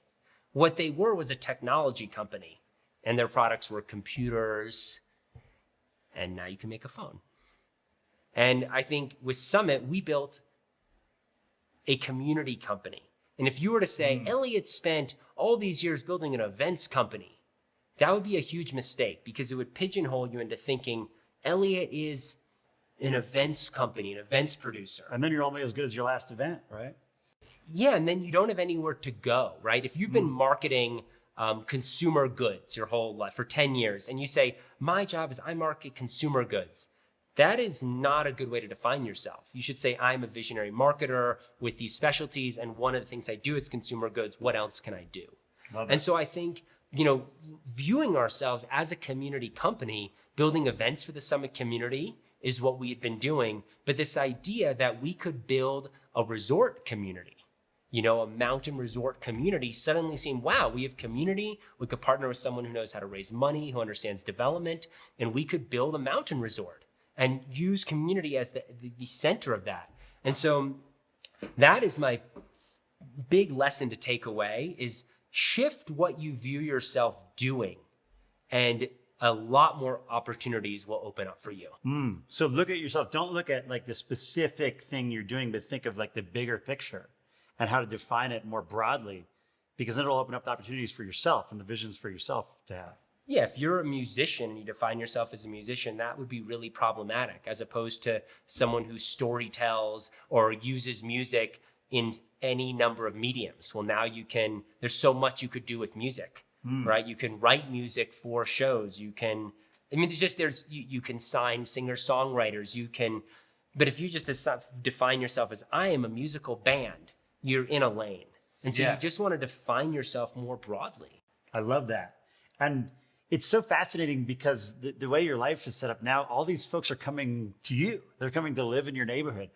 David Rubenstein himself, I don't think has a lot here, but Tim Ferriss is right around the corner. Richard Branson, Reed Hastings, CEO of Netflix, Ken Howery, co-founder of PayPal. I mean, some of the most amazing people in the world are like investing to be your neighbor. It's just so fascinating. Well, we have a really different vision for what a mountain resort community can be. We have capped the size of homes. Like here we are in our cabin that's only 1,500 square feet. So we don't believe in big houses. We believe in beautiful small homes. We believe that when you buy a house, the first thing you should do before you buy it is learn who your neighbors are, not buy a house and then afterwards figure out if you're going to like your neighbors or not, right? We're trying to turn, a mountain resort on its head. And, you should feel like you're living in a national park. Your home should totally commune and speak with nature and with the natural surroundings. So that was our vision for Powder Mountain. It's an amazing public ski resort. This will be the 48th year that it's open. And on the backside, on about 500 acres, we're building a boutique little mountain village. And we think it has a really strong ethos and value system, of people who want to be good neighbors, who care about the world we live in, and, want to live, a really big life in, pristine wilderness. It's a very uniquely thought out community. I love that, about meeting your neighbors first. Yeah. I really admire and have learned a lot from seeing these like unique routes you take with normal everyday things. And it's fascinating seeing how it's unfolded for your business, but like the day-to-day stuff that I see with you, like for example, you don't do phone calls or text messaging. Yeah, I've tried to avoid any phone call for 2 years that's not a FaceTime. Yeah, you'll do a little bit of texting, but eventually, like if you and I are gonna have a conversation, it's always I see, and you're one of the only people who FaceTimes me. So I don't really understand why people don't FaceTime, because if someone told us 10 years ago, you could literally push the exact same button as a call and you can have a magical video chat with someone anywhere in the world in perfect speed, everyone would say, of course. Right. And instead, we push the button that doesn't allow you to see them and doesn't allow you to really connect with them, and we do regular calls. And so I've made a commitment to not do almost any calls under any circumstances that are not a FaceTime for the last couple of years. And it's been a game changer. I mean, especially when I'm getting to know people. Mm-hmm. I mean, of course, meeting in person is the best, but a FaceTime or a WhatsApp video chat is very close behind that, compared to a phone call, which is many, many degrees worse. And you really stick to that. Yes. I know. Yes. So recently, someone that anyone would love to have a phone call with wanted to have a phone call with you, and you told them no. Tell that story. Yeah, I mentioned it to you because I said, man, I really try to uphold to my principles. And Richard Branson wrote and said, are you available to chat about something? Yeah. And I said, absolutely, for you, I'm available anytime you want. And then I inserted in the email, just FaceTime me or WhatsApp video call me anytime. Here's my number. Did you say, I only do calls on FaceTime? I didn't say that. Okay, you just hinted that. But I just said, it was very clear, FaceTime or WhatsApp video call me anytime. I've also made a huge effort to not schedule phone calls. I hate scheduling phone calls. I find it totally destroys the flow of my day. I understand for some things it's critical, but I really like to be in a free flow day. And since most people aren't on the phone all the time, anyone I need to reach is generally available anyway. And so, I wrote it and he didn't call me for like a week. And I remember, I think that's when I was talking to you and I was lamenting. I'm like, man, it would have been really cool if he'd actually FaceTime me. And it was probably... Yeah, you thought maybe I screwed up. It was probably a little naive of me. I should have just said, what time works for you? And I'll schedule it with your assistant. And I kind of went on with my life. And then I was walking around one morning, and there comes this +001, some international number on FaceTime. And I'm on the phone with Alex Benayan, also on FaceTime. Okay. And I'm like, I think Richard Branson's calling me. I gotta go. And all you do is you just hit end and accept. Okay. It's one button. And there's Alex. We're goofballing around, talking about nothing. End and accept. Like magic. And there he is in the hair and the palm trees. Oh my gosh. And I think just immediately I thought, you know what?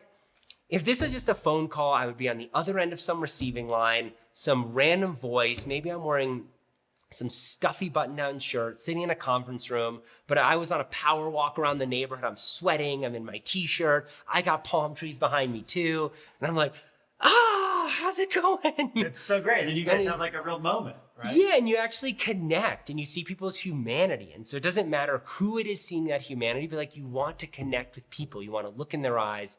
You want to have experiences with them.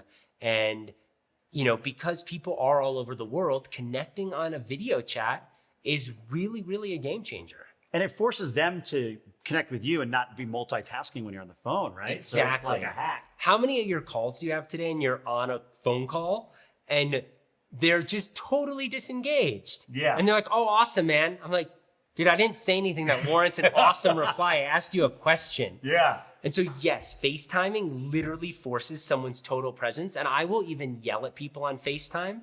I'm just like, be present, get engaged. And also, we'll get to like lessons I think people should learn, but the art of being able to positively push people's buttons and trash talk them is a lost art form. And I find that FaceTime is such a good medium for trash talking and pushing people's buttons. And it's just like all these calls, you just don't want to get lost. The worst thing is getting lost in the shuffle of phone calls, because that's kind of our business world, right? We go to our office, we do these emails, we do these calls, we try to do these deals.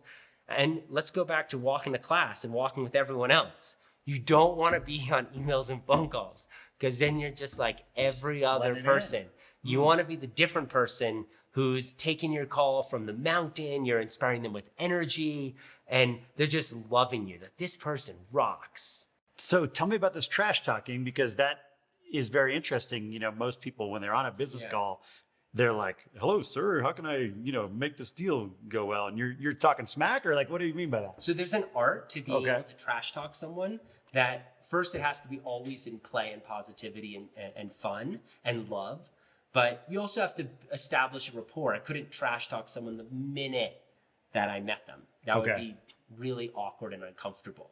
Hey, nice to meet you. What's with the blue shirt? Like, that would be horrible. But as you get to know someone and you're giving to them and showing love and showing favors and you're building the relationship, which can even happen within 20 minutes or 30 minutes, you can start inserting all these playful moments and jabs. Give me an example. It's like, dude, I'm going to take your pen.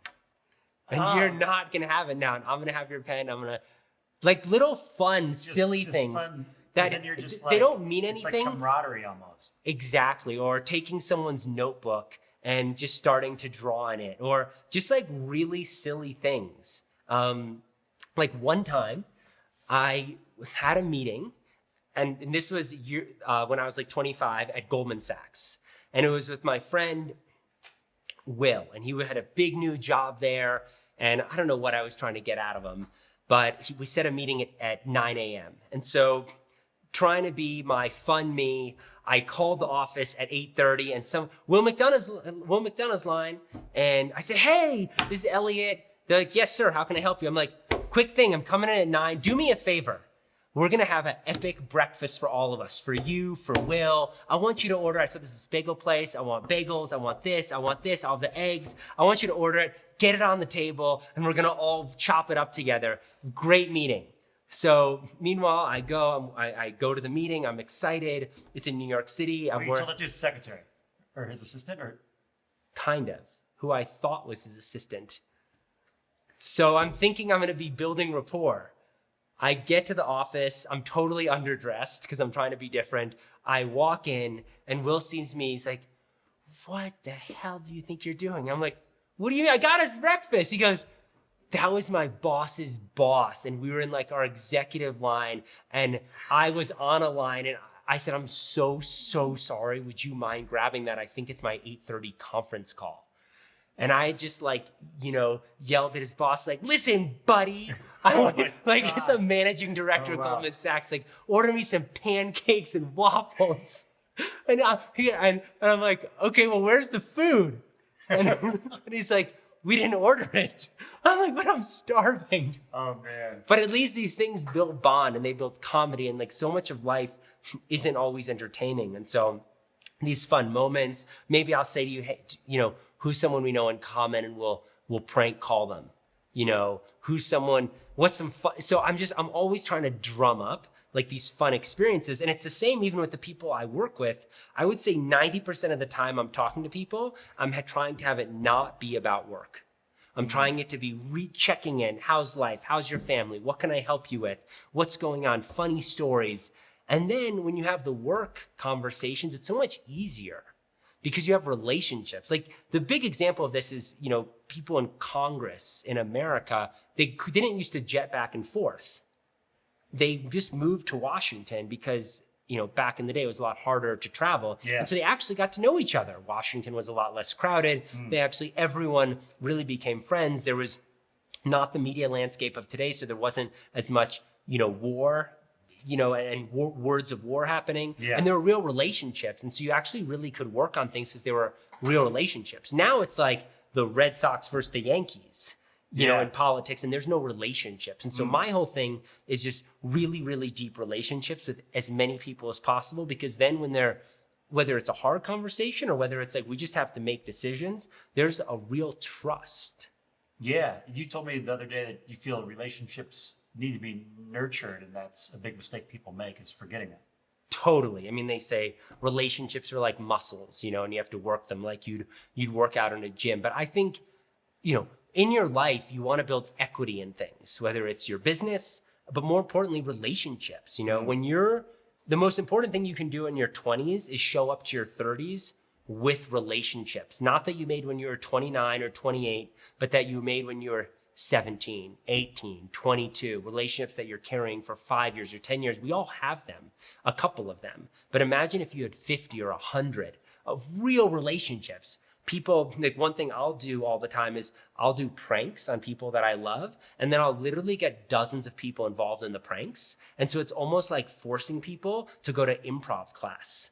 And then we're literally we're always collaborating. We have email chains, and all these people I've fallen out of touch with, now we're connected again. So it can be really simple. And then you show up at 30 years old, everyone's got a college degree, but not everyone has this Rolodex of people. Well, all the people who are 40 now at 50 are going to be out of the game, and all the people that are 30 are going to be running the game when they're 40, and all the people who are 20 are going to be just in the middle of the game at 30. And so, yeah, it's this flow of people and, relationships that you want to build. And the best way to build them, look, it's why people try to play golf together, and golf is like a 3 out of 10.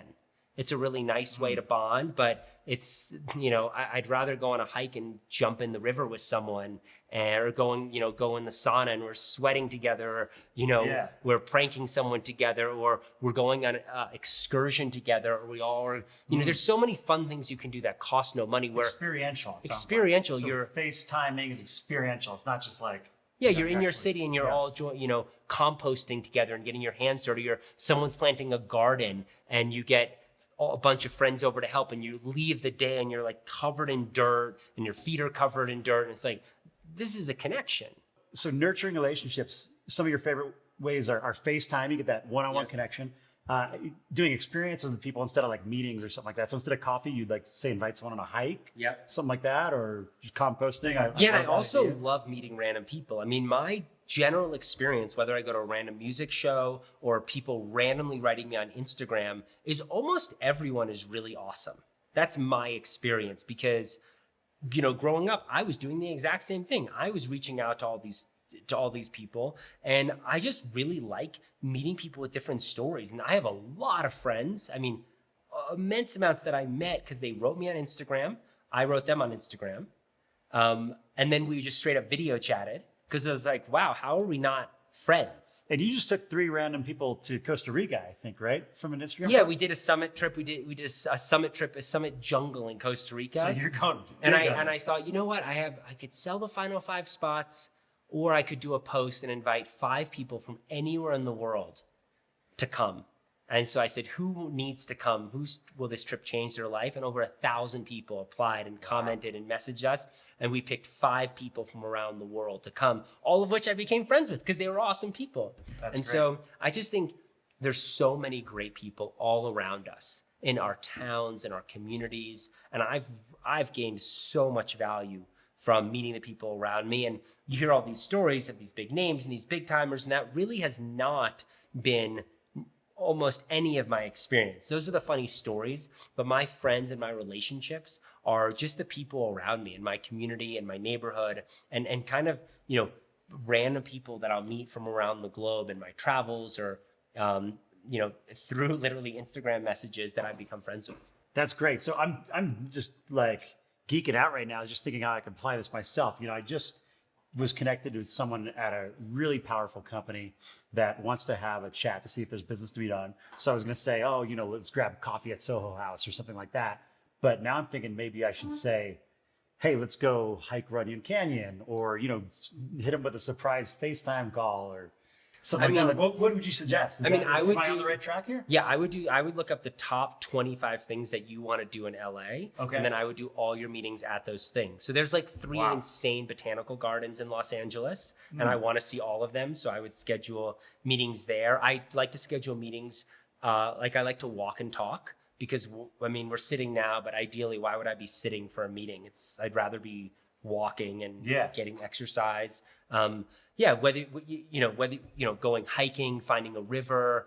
There's so many things that cost no money that are so awesome to do. And I try really, really hard to do those things. So great. So you just met one of your idols, Mark Sisson from Primal Kitchen, right? So I've known Mark for like 10 years, but he really is an idol. He really is a hero level person. He's like the godfather of the paleo diet. And I met him because I'm obsessed with ultimate Frisbee, which is so random. And he's been running an ultimate Frisbee game for 15 years. And he moved recently to Miami, and my wife and I just had a kid, and she's from Miami, so we're there. So sure enough, even though I've run into Mark many, many times over the years, I've never literally sat down with Mark Sisson. Okay. And, had a chat. And, I thought, what if, in Miami, everyone's paddleboarding. He loves to paddleboard. I'll invite him to come paddleboarding. Okay. This is going to be like my big chance.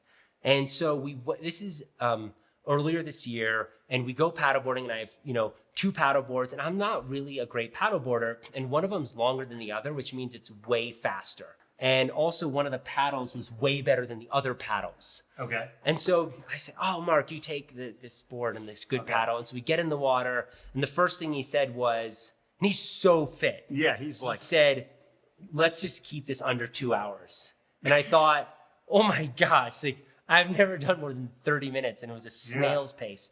So we set out, and, I thought of this because, the name of your podcast, The Greatest Stories Never Told, first of all, the most important thing about a story isn't the story itself, it's how you tell the story. Number one, I sat at a dinner recently, and everyone went around trying to tell their greatest stories, and people had great experiences, but there's only one person who was a great storyteller. And they told a totally irrelevant, random story about a 5th grade experience that had people laughing for 20 straight minutes. And so all that matters is how you tell the story, not the story itself.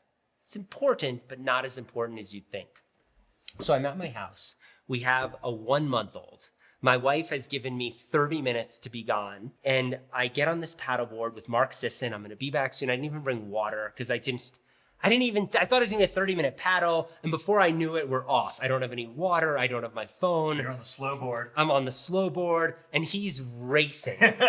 He's like jump turned, and he's doing 40 paddles on a side. Man. And like an amateur paddleboarder is like, shh, switch the hands. Yeah, that's what I do. Okay, he's Laird Hamilton. He's on the side. Dig.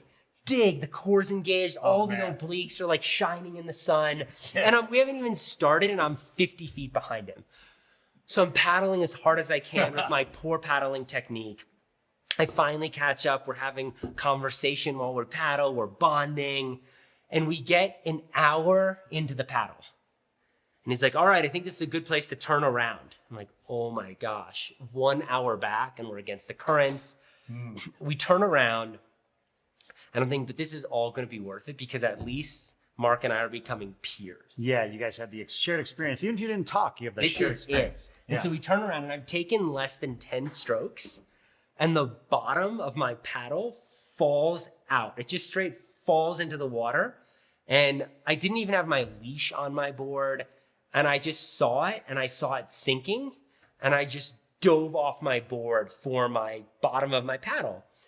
As soon as I dove off, I realized my paddle board, it's not planted. So it pushed the other way. Oh, shoot. And my paddle was gone. So I'm holding like a half a paddle. My board is gone. And these channels around Miami are actually really wide. There's boat traffic. Yeah. I'm like, Mark, please. And he's like, looks at me with this look like amateur. And he like gets my board and I'm like swimming. I swim like minutes to get to the side. And I get to the side and all I can think about is I'm ruining Mark's paddle experience.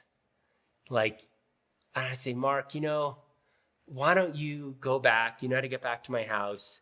I'll leave the board here. I'll come get another time. I'll figure out a way home. So he's like, all right. And he's off. And I'm here and we're on the side of this canal and I look up and all I have is like some short Lululemon shorts, a hat, and a white t-shirt that's now soaking wet. And I look up and I'm in like the biggest house I've ever seen. And it looks pretty much finished. Hello, I'm like, hello. And what I realized is actually not finished with construction and nobody's home. Oh man, so you're just in this random backyard. And I'm in the random backyard and I have this paddleboard.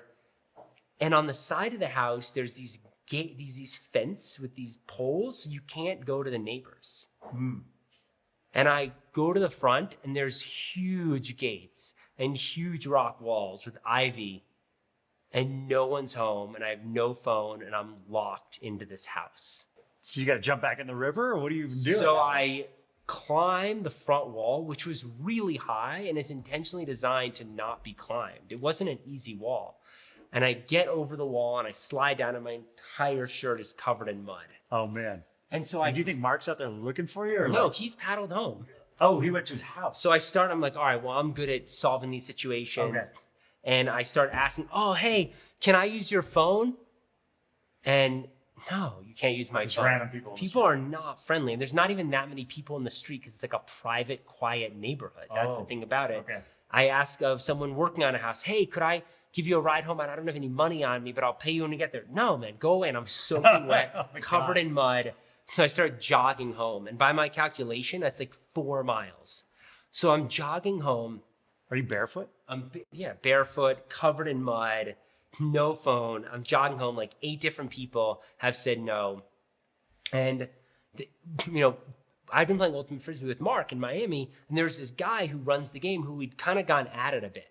It sounds crazy, but we literally had an argument the day before in Frisbee. And I thought, you know what? This guy, F him, F this guy. And so I'm running home and I'm like 2 miles in. I'm like parched. I think I'm like, I'm just going to get home. I'm running on Collins Avenue. My feet are getting shredded. I don't even want to attempt to go off the course to a hotel because I'm like, if I just take Collins high enough, I'll get home. And I'm exhausted. I'm getting dehydrated and I'm covered in mud. And a biker literally almost runs me over and they're like, get out of the way. And I'm like, dude. And I look and the biker looks at me and it's the guy from Ultimate Frisbee. Oh man. And I'm like, please save me. Save me. He's like, what's happened to you? And he calls me a lift and the Lyft driver barely won't even pick me up. Oh wow. And I get in, I get home and I beat Mark back. And Mark says, oh man, was it hard to get back? And I had like taken my shirt off and put on a clean shirt. And I was, no man, it's what took you so long? I just did a light walk and I'm actually really glad I walked. It was good get the different exercise in. So now maybe Mark will see this and he'll learn what actually happened in that fateful hour while he was paddling back. and We'll I was have trying to send them a survive. video in an anonymous Yes. package and be like, yeah, Yes. go to minute, whatever this is. Oh man, so great. So you've shared some amazing lessons. Nurture relationships, do something contradictory, look for the third door, as Alex Benayan calls it. And I know you have more. I want to get them all, man. I know that would be another few hours. But what are some other things that you're thinking about now? I mean, you're a father now, and you're going to have to, pass some things on to your son. What are some more of these life lessons that people can take away from this? I wish that I had learned some of the really applicable survival skills, because I think they would give me a much better appreciation of the world. And even though I'm not literally going to have to go survive, if learning how to cook, learning how to farm, and learning how to build things are skills that everyone would have had 100 years ago. And today, a lot of us are functional idiots. We don't know how to build the house we live in or the things we use. We don't know how to grow any food. And we barely know how to cook it. And so I think when I think of what would I like my son to learn, and what are things I have voraciously tried to learn the last few years to play catch up, those are 3 skills. And I think it would give us a much, much better appreciation of the world around us. And then you could have just posted up on Collins, and trapped sewer rats or whatever, and, survived out there, right? Exactly. In the streets. Yeah. Cool. No, it makes so much sense though, because especially today with the internet generation, it's like people aren't even leaving their houses, let alone learning how to grow their own food or, build anything. Yeah, I'll take people and we'll go woodworking. I love cooking with people, because the problem with a restaurant is you sit at this table and you look across from each other and the food gets brought to you. But when you're cooking, every meal involves mistakes. That's what cooking a meal is, and fixes and, and shifts and ideas and creation. And so there's nothing better than having people over, cooking together. Any meeting you can make where people are doing anything together in a kitchen is an absolute blast. And, again, we want to be wary of being armchair activists, talking about big concepts without any reality of how recycling works, composting works, farming works. And I found that really learning how to do these things with our hands is a great counterbalance to us, the internet generation that reads about everything. But to counter, those folks who read all those books every year, I think doing is equally as important. So I would say, of course, reading is great, but if you can go intern or work or just, start any of these things, I can't tell you how much I've learned about, the planet, environment, carbon sequestration, energy, just from composting, starting a garden, and then just the rabbit holes that will lead me down. So why is it important to get your hands dirty and compost and build things and learn to cook? Because we live in an internet world where everything we do is on the phone and on the internet. And we think that we're accomplishing a ton and getting a lot done. And all day, all we did was look at a screen and do deals and sit across from each other at tables. And that is no way to live. That is a part of living. And you and all of us, we are missing a major foundational block of life, which is the doing, which is the physical work and learning how to actually create, not talking about creating. And what will happen when you learn how to create, you will start realizing much more quickly how the world works. Because if you only talk about building houses and don't know how to build a house, then you won't ever understand the, construction in the world. If you talk about, and food and go shop, organic at your grocery store, and all you ever see it as is it's in price, you will never understand how food systems work. And I just think, some of the most foundational elements of the world are how we live, what we eat, how we create everything, how we manufacture. And I just think anything we can do to get our hands dirty is going to radically educate us. Love that. Yeah, and something else you were telling me about related to long-term thinking, about how people in their 20s are always trying to go for that quick fix, make $1 million overnight. And I love the way this is all starting to tie in about, doing getting your hands dirty, doing experiential things with other people, building those connections that give you relationship equity. And I think it's really true in business as well, and then also you were talking the other night about giving these things time to mature. Yeah, one of the biggest mistakes people make is they only make short-term goals.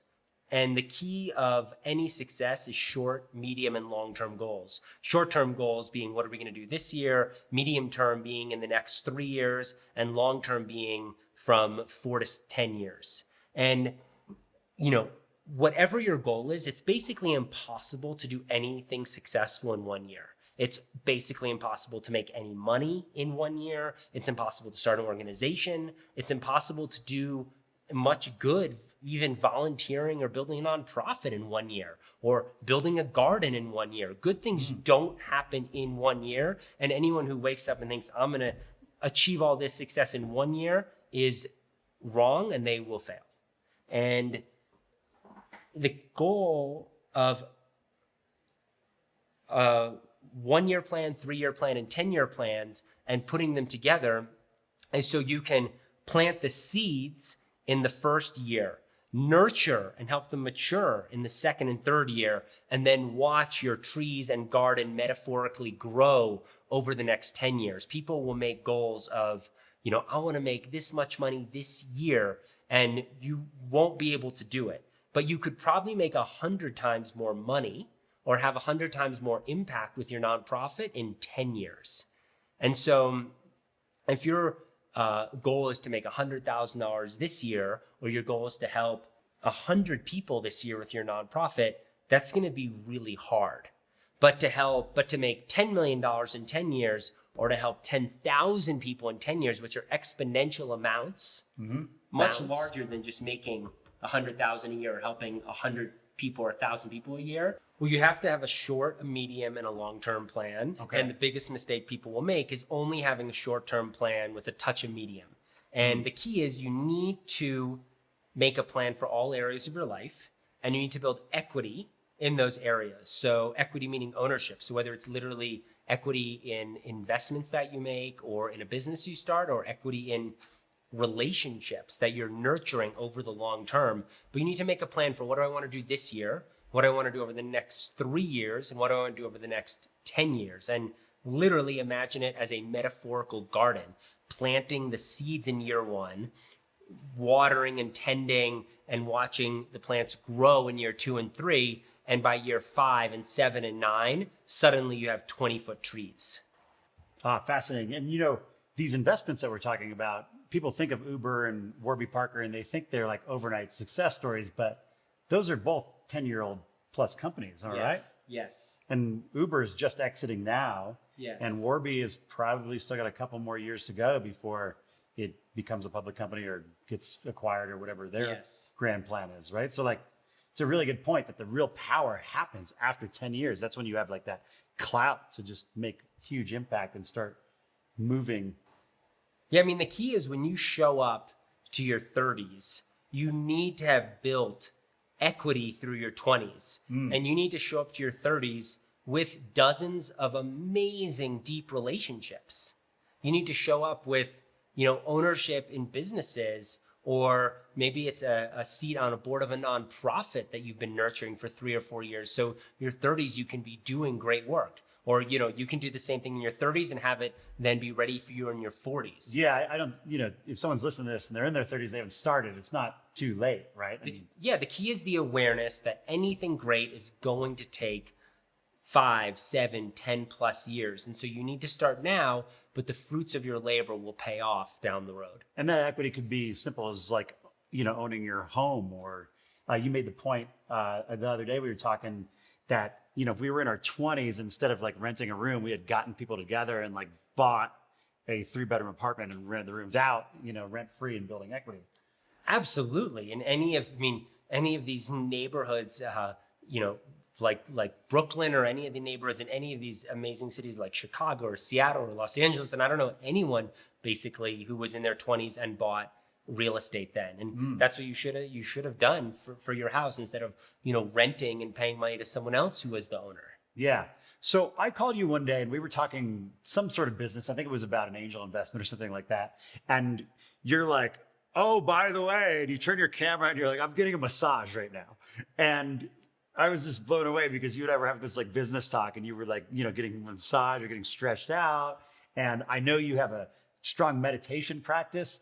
And you said something to me that day that I've repeated a lot as a really valuable lesson I've learned from you. And it was about making decisions. Do you remember that? Yeah, all that matters, especially as you start to elevate, is making good decisions. And we like to glamorize time spent in office, time spent doing work. But all that really matters is how efficient are you in that time and how good is your decision making. And that goes back to seeing, my, business icons never taking their phones out because they're being totally present. They're working from their action item list. One of the best secrets, Chris Sacca, one of the most legendary venture investors in history, told me is you need to work off of an action item list and you cannot let the world become your action item list. And that's the world we live in, where our action items become all these things that are marketed to us, all the things that pop up to us on Instagram and Facebook and all the articles we suddenly are turning and reading. We're like a scatterbrained mouse looking for the next piece of cheese. And we need to drop in, create our action lists of what we want to do and be totally present to do that. And, I really, really value health and wellness, clarity of mind, my physical body being healthy and strong. And I try to spend a lot of time, out in nature, listening, reading, learning, and, getting massages, and being healthy. Yeah, I think the way you put it to me was that as you grow in business, like when you get to around that 10-year mark, you're doing less of the like day-to-day work, but you're making bigger decisions, and it's about setting yourself up to make the best decision. And that often means, nourishing your mind and body and getting enough sleep and, doing the things so you're like on point. I mean, the biggest fallacy is people's limited amount of time. This is a lie. When you look at the earnings calls of companies that put out content, Fortnites and Facebooks and etc., their biggest competitors are just people's time. And the amount of time that we have in a day, we're not working more than 9 to 5 or 9 to 6. It's just not reality. We're coming back and we're having a whole nother day. We're having time in the morning, we're having time in the evenings, we're having time in the weekends. And the question is, in your free time, how are you going to spend it? Yeah. Yeah, I love that.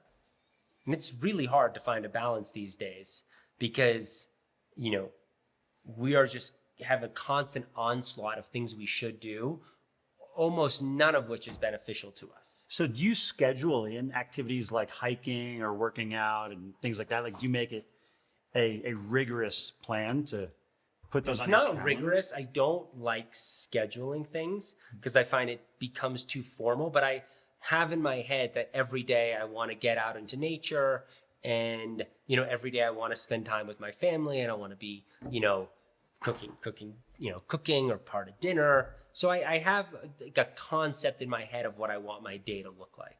Okay, gotcha. So figure out what your priorities are, the things that are going to get you the biggest results, whether it is in time with your family or on your business or in your health, and then just make sure those are happening every single day would be your advice. Yeah. Awesome. Man, this has been great stuff. What else should I be asking you right now? What other things would you say are key takeaways from all you've done and all you've built? I mean, we're sitting on a mountain that you bought and are building, and your event in LA that we're going to in a couple months. I mean, you've got Reid Hoffman speaking there this year. It'd take me too long to list all the amazing people that are appearing on your events these days. Yeah, the things that come to mind are I try to ask as many questions as possible and talk as little as possible. So this has been the opposite of that. But the best way to build relationships is asking questions that you're really genuinely curious about, and people just love to talk. And so that's probably one of the big lessons for me is when I meet all these people, I'm not telling them all the things I'm trying to do. I'm just asking questions. Another one of the most underrated parts of my life that has had an impact is playing backgammon. And every single person over 50, almost everyone in the Middle East, anyone from England, they all play backgammon. It's like the soccer of the Middle East. It's the best game. And maybe it's not everyone, but it's like 95%. Almost all grandparents play backgammon. And it's really been one of the most surprising things where I will I travel with a backgammon board, and the amount of people who play backgammon is stunning. And you can just bring out a board and it will allow you to sit with all of these folks and just throw the dice and play backgammon. That's great. It's way easier to connect over backgammon than poker or any other games that I've found. Amazing. All right, so you shared some amazing stories today. If there was just one thing that people take away from your great story that you just shared, what would you say it should be? Everybody underestimates the importance of building their own peer group and overestimates how impactful some quotes from their heroes are going to be, or some inspirational videos. And those are basically all worthless. The most important thing you can do is build a peer group of people who love you and support you and spend time with you, and you can co-mentor each other. And a peer group can be 4 people or it can be 10 people who, intermix and come and go, but it's a group of people that can give honest feedback and say, here's how you're messing up. Here's something I really don't like in your attitude. You're a little bit arrogant. Here, I wanted to check in with you on your health because I was a little worried about you. That's okay. Let's keep going. Having your peer group of best friends to motivate you and coach you and help you has been and is the most important part of my life. Amazing. So how can people keep up with you, Elliott? You're more prominent on Instagram these days. I see you're composting live and sending people on trips. So that's a great place for people to follow you for sure. Elliott's a great follow, I'll tell you that. Yeah, and also just message me. I love hearing what people are up to, and especially if there's something interesting. Yeah. I love learning about and meeting interesting people. And how can someone learn more about Summit? Is it just Summit? Summit.co. Summit.co. Awesome. And there's some of Sarah and my favorite events. We've made so many great connections. Something that's on the material in your Summit events that I think says a lot about your philosophy is it says, seek not to network, seek to make friends. I might be phrasing that a little bit off, but it says Summit's about making friendships. It's not about going and meeting a bunch of people. And I always think about that when I go to the events. If I'm sitting down at dinner with someone, I'll be like, okay, I'm going to connect deeply with this person next to me at dinner.